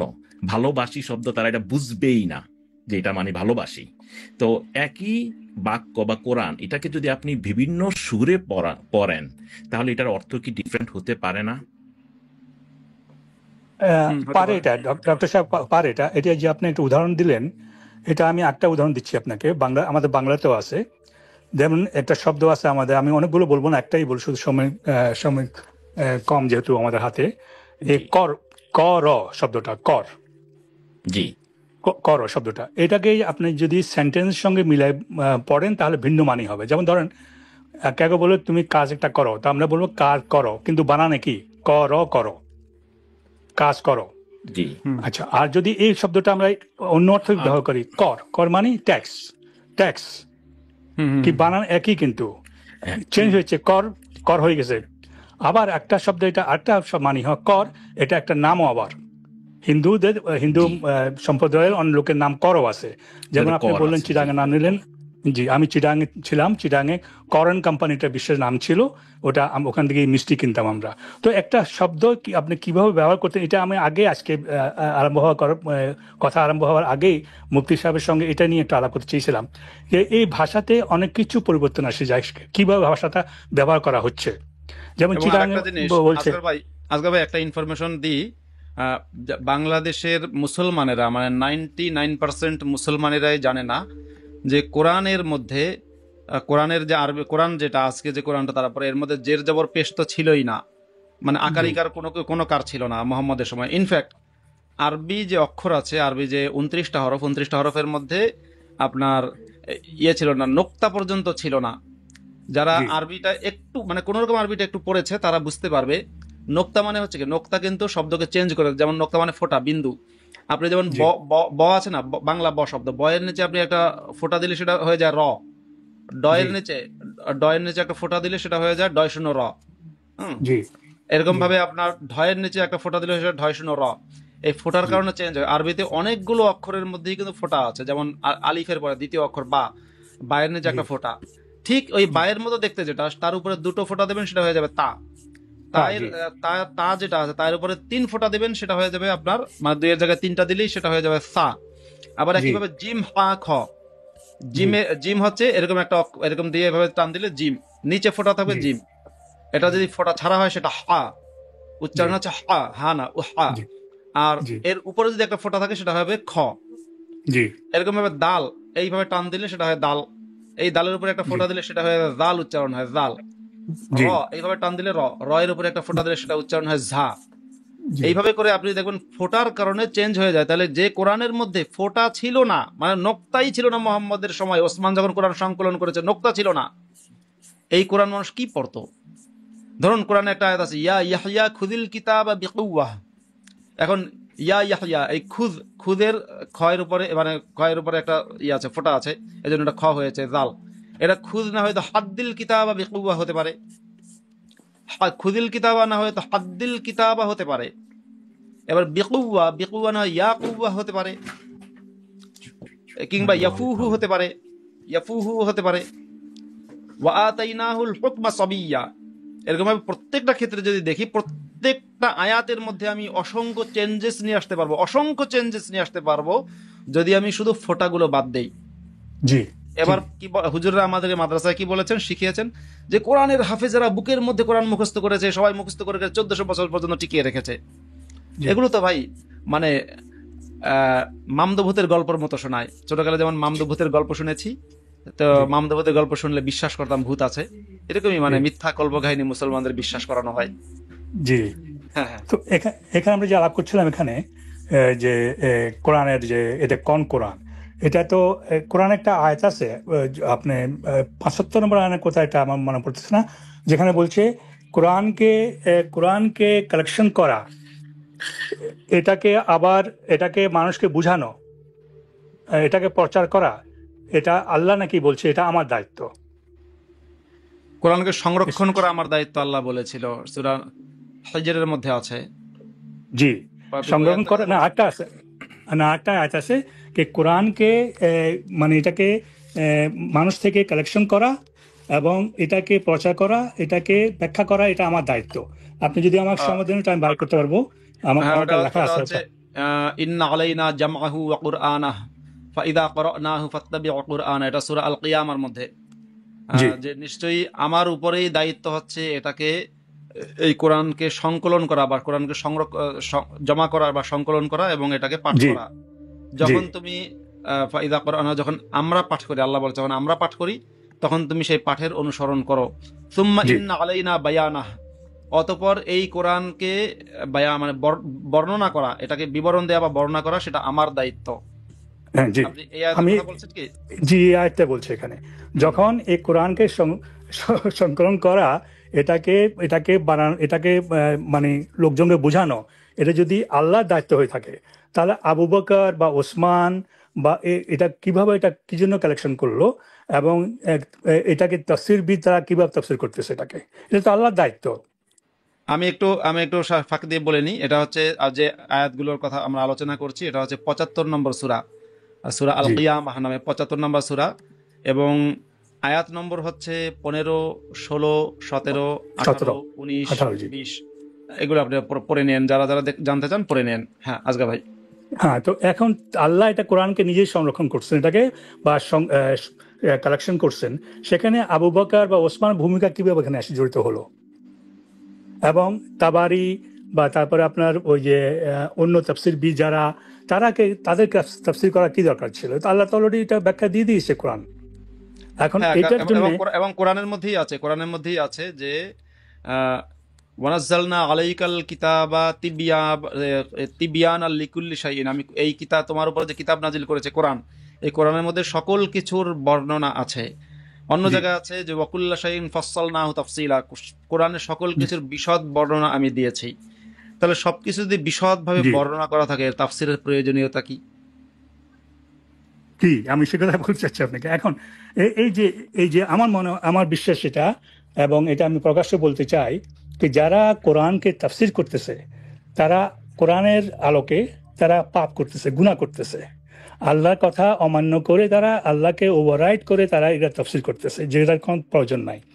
এখন কোরআনের মূল যে ক্যারেক্টার, এটা কথিত অশিক্ষিত জাহেল মূর্তি পূজারাকে মোহাম্মদকে বলছিল যে কোরআন হচ্ছে এটা ফুলিশনেস, বেকুফি, গাধার বই, এবং এটাতে কিছু নাই, অতীতের গল্পগুলো আছে, এবং এটাকে নিয়ে আল্লাহ মোহাম্মদ নাকি কিয়ামত দিন আল্লাহর কাছে কমপ্লেন করবো, দেখো কেঁদে কেঁদে ছোট বাচ্চার মতো, দেখো কাফিররা বলছে তোমার বইকে এটা ফুলিশনেস, বেকুফের বই।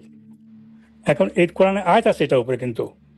আছে আপনার সূরা ফুরকানের মধ্যে আছে, ওয়াকাল আর রসুল ইয়া রব্বি ইন্না কওমি ইত্তাখাযু হাযাল কুরআনা মাহজুরা, সূরা নাম্বার 25, যার অর্থ হচ্ছে যে রাসূল বলেছেন, আপনারা খুলে দেখতে পারেন, রাসূল বলেছেন যে হে আমার প্রভু, নিশ্চয়ই আমার ইন্না কওমি, আমার কওম বা আমার জাতির লোকেরা, ইত্তাখাযু হাযাল কুরআনা মাহজুরা, তারা এই কোরআনকে পরিত্যক্ত রূপে গ্রহণ করেছে। এই কোরআনকে তারা পরিত্যক্ত রূপে গ্রহণ করেছে, এই কথাটা কে? এটা নাকি রাসূল বলবেন। সূরা আল ফুরকান, সূরা নাম্বার 25, আর আয়াত নম্বর হচ্ছে, আমি একটু বলছি,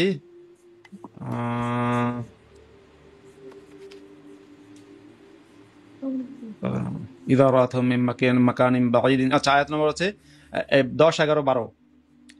আয়াত নম্বর 10, 11, 12 আপনারা যদি পড়েন তাহলে এখানে এই কথাগুলো পেয়ে যাবেন। রাসূল বলেছেন যে আমার কওম কোরআনকে পরিত্যক্ত রূপে গ্রহণ করেছে। আর একটা কথা যে বলা হয় যে তৎকালীন আরবের লোকেরা নাকি বুঝতে পেরেছে কোরআন বিরাট সাহিত্যমান, এবং মোহাম্মদকে সবাই নাকি আল আমিন বলে ডাকতো। এটা হচ্ছে ভারতের স্কুলের বাংলা বই, আর বাংলাদেশের স্কুলের বাংলা বইতে লেখা আছে মোহাম্মদকে লোকেরা আল আমিন বলে ডাকতো।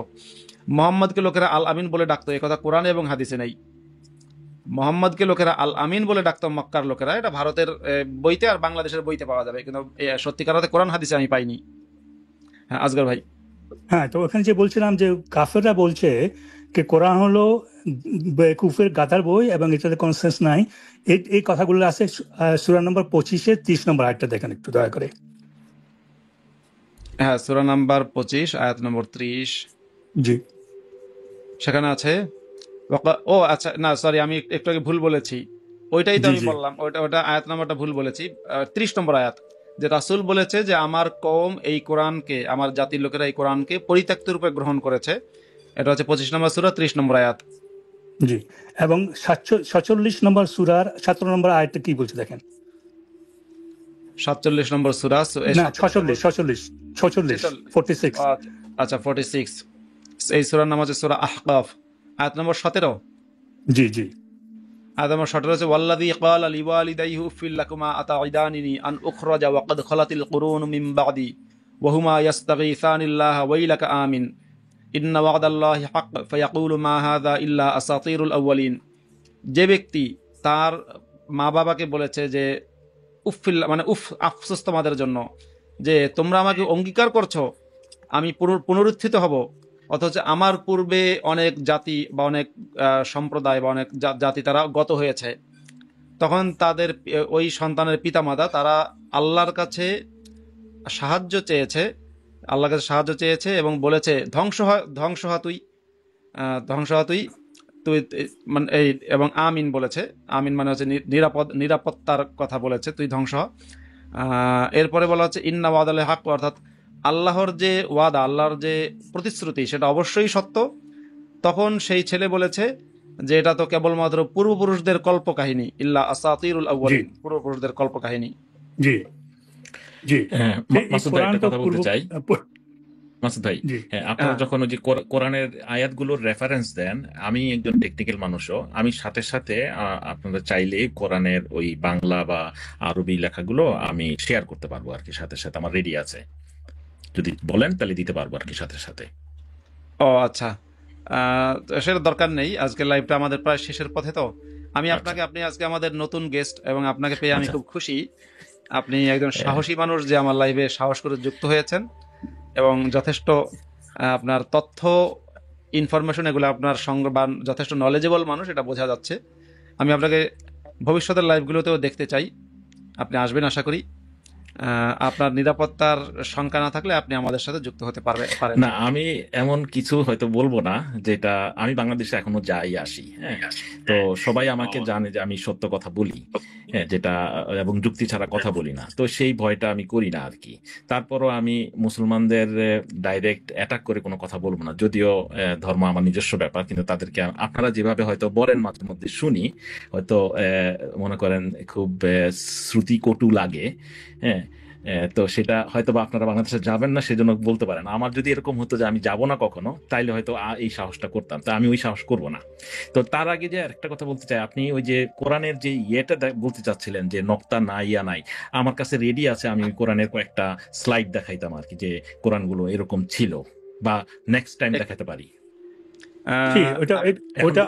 এখন দেখাতে পারবো।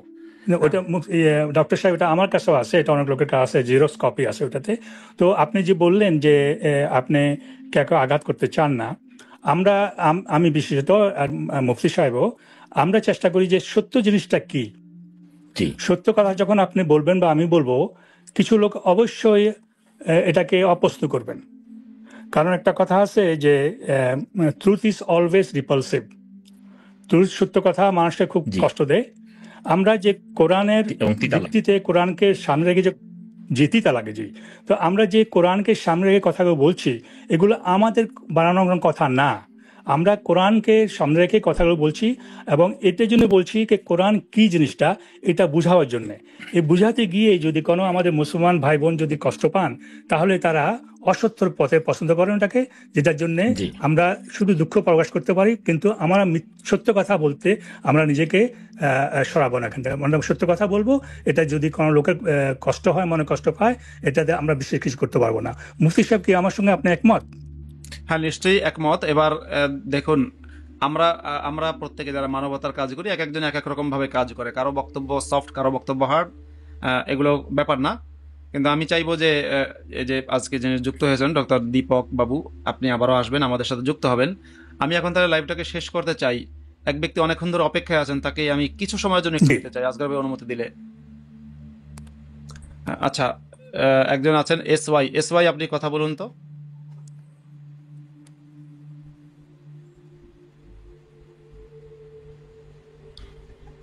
SY শেখ ইয়াবুদ্দিন নাকি যেন, কথা না বললে বাদ, শেষ, কথা বলেননি, শেষ, দরকার নাই। ওকে, আজহার ভাই কোনো কারণে ডিসকানেক্টেড হয়ে গেছেন, সমস্যা দেখি আমি আজহার ভাইকে পাই কি না। হ্যাঁ, এই তো পেয়ে গেছি। আমাকে জি, আমি এই কথা বলি আজকের জন্য এখানে শেষ করব। আপনি ভলটায়ার যে মানবতার পক্ষে ছিল, সে একটা কথা বলছিল, যখন জর্জ সেল প্রথম কোরআনকে ইংলিশে ট্রান্সলেট করলো, ডাইরেক্ট আরবি থেকে ইংলিশে, জর্জ সেল, তখন উনি একটা কপি পড়ে তখন ভলটায়ার একটা মন্তব্য করছিল। সে বলছিল মোহাম্মদ ওয়াজ এ সাবলাইম শার্লাটান। সে কথা ইংলিশে বলছিল, মোহাম্মদ ওয়াজ এ সাবলাইম শার্লাটান, কে মোহাম্মদ সবচেয়ে বড়, পৃথিবীর সবচেয়ে বড় একটা ফ্রড ছিল। কিন্তু এটা এটা এটা সে বলছে কিন্তু মানবতার পক্ষে ছিল, সে সত্য কথা বলতে গিয়ে ভয় পায়নি সেটাকে। আর একটা কথা বলি, এটা বলে আমি শেষ করে দেবো, আপনারা কথা বলতে পারেন, আমরা শুনবো।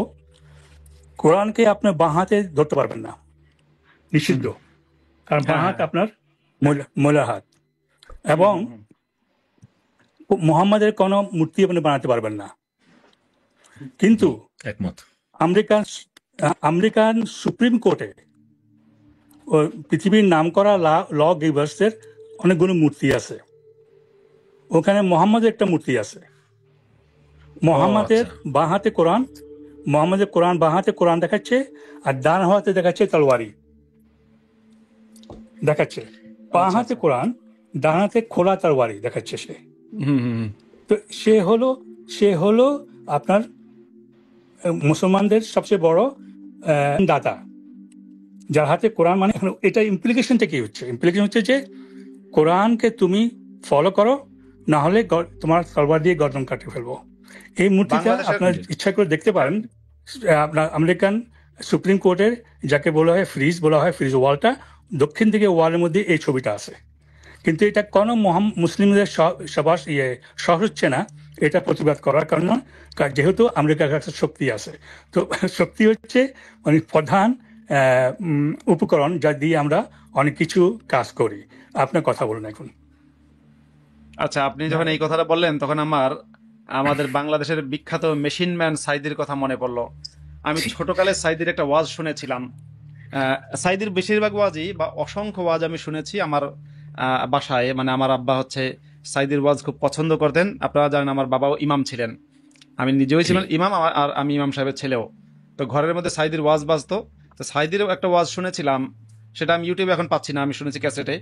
যে সাইদি বলছে যে আমি হিউস্টনে গেছি, আমেরিকার হিউস্টনে হচ্ছে নাসার হেডকোয়ার্টার। এটা সাইদির ভাষ্য। নাসার হেডকোয়ার্টার যখন সাইদি ঢুকছে, মানে বিজ্ঞানীদের হেডকোয়ার্টার, নাসার হেডকোয়ার্টার, সেখানে ঢোকার পথেই নাকি সাইদি দেখেছে বিশাল একটা কাচের একটা মানে ওয়াল করা কাচ, সেই কাচের ভেতরে একটা বই রাখা, আরবি লেখা। তো সাইদি জিজ্ঞাসা করলো বিজ্ঞানীদেরকে যে এটা কি, বলে এটা হচ্ছে আল কোরআন। তখন বললো তোমরা এটাকে এত সম্মান করে কাচের ঘরের মধ্যে রেখেছো কেন?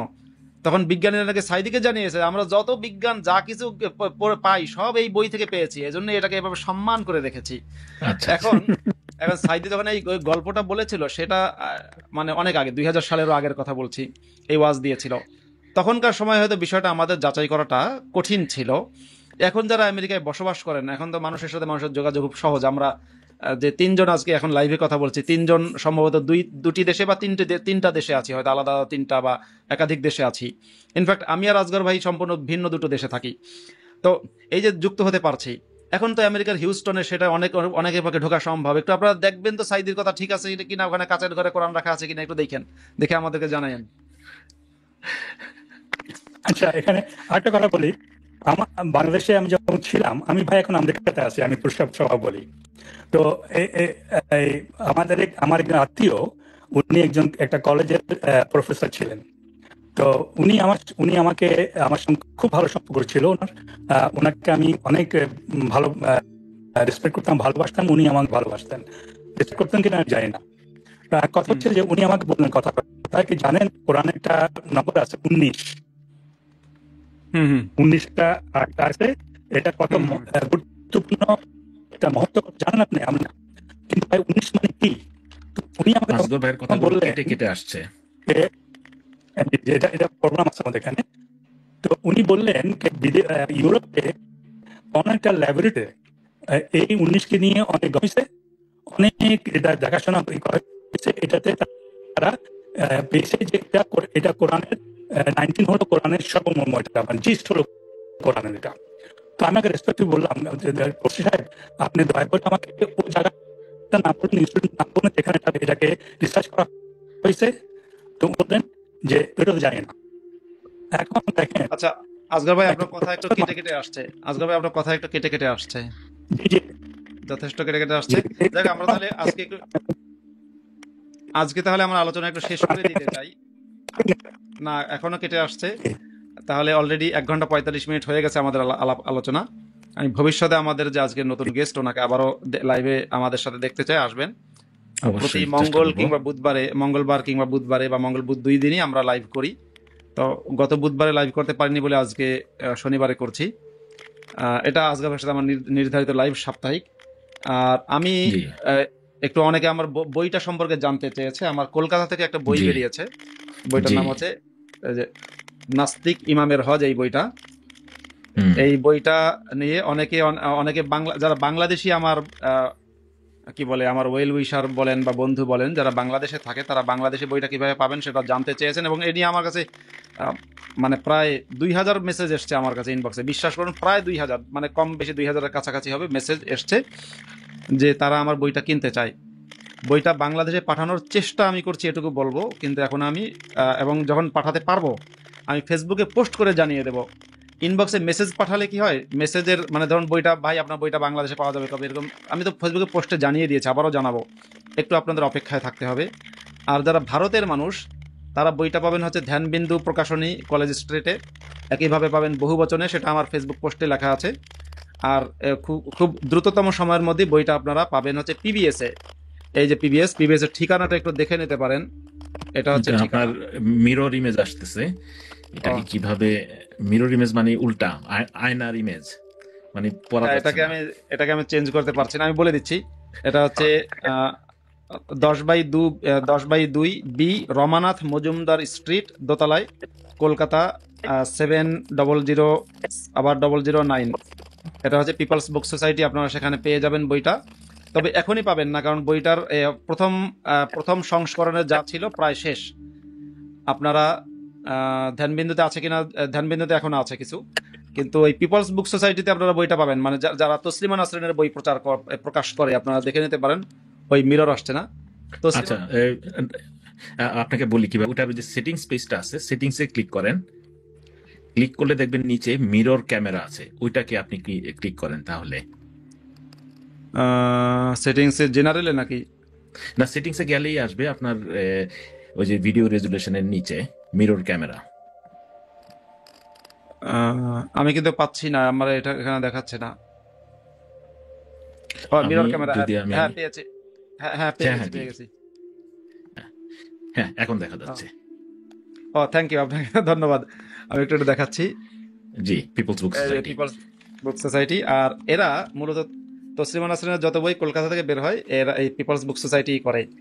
আপনারা যেতে পারেন, গিয়ে আমার বই কেনার রিকোয়েস্ট থাকবে, পাশাপাশি তসলিমা নাসরিনের বইও কিনবেন।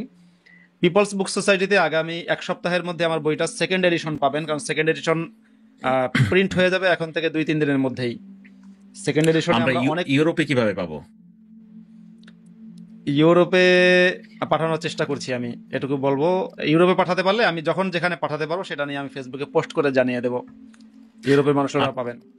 আচ্ছা, অ্যামাজনে একটু অ্যাড করে দিতে পারেন, তাহলে পৃথিবীর সব দেশে মানুষ এটা পাবে আর কি, যদি এটা অ্যামাজনে আপনি প্রোভাইড করেন আর কি। ইন্ডিয়াতে অ্যামাজন আছে, ওখানে করলে আমরা অ্যামাজন ইন্ডিয়ার অ্যামাজনে।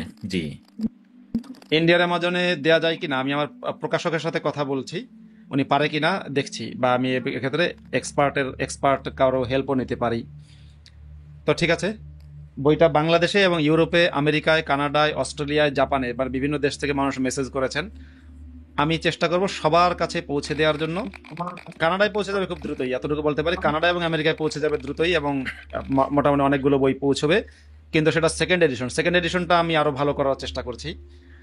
সেকেন্ড এডিশনটা কানাডা এবং আমেরিকায় চলে যাবে। তো ঠিক আছে, ভালো থাকবেন সবাই। আজকে ভাই আপনাকে অসংখ্য ধন্যবাদ, আপনি প্রতি সপ্তাহে আমাদেরকে সমৃদ্ধ করেন। আর আজ আমাদের মধ্যে নতুন যিনি আসছেন, ডক্টর দীপক দা, আপনাকেও অসংখ্য ধন্যবাদ, আপনি যুক্ত হয়েছেন, এবং আপনাকে পরবর্তী লাইভেও দেখতে চাই। মঙ্গল বুধবারে আপনি অবশ্যই আসবেন। তাহলে আজকে ভাই তাহলে বিদায় নিচ্ছি। হ্যাঁ, আমরা কি জি, মুফতি ধন্যবাদ মাসুদের আপনাকে। সাথে 5 মিনিট কথা বলতে পারি এরপরে? হ্যাঁ হ্যাঁ হ্যাঁ, নিশ্চয়ই।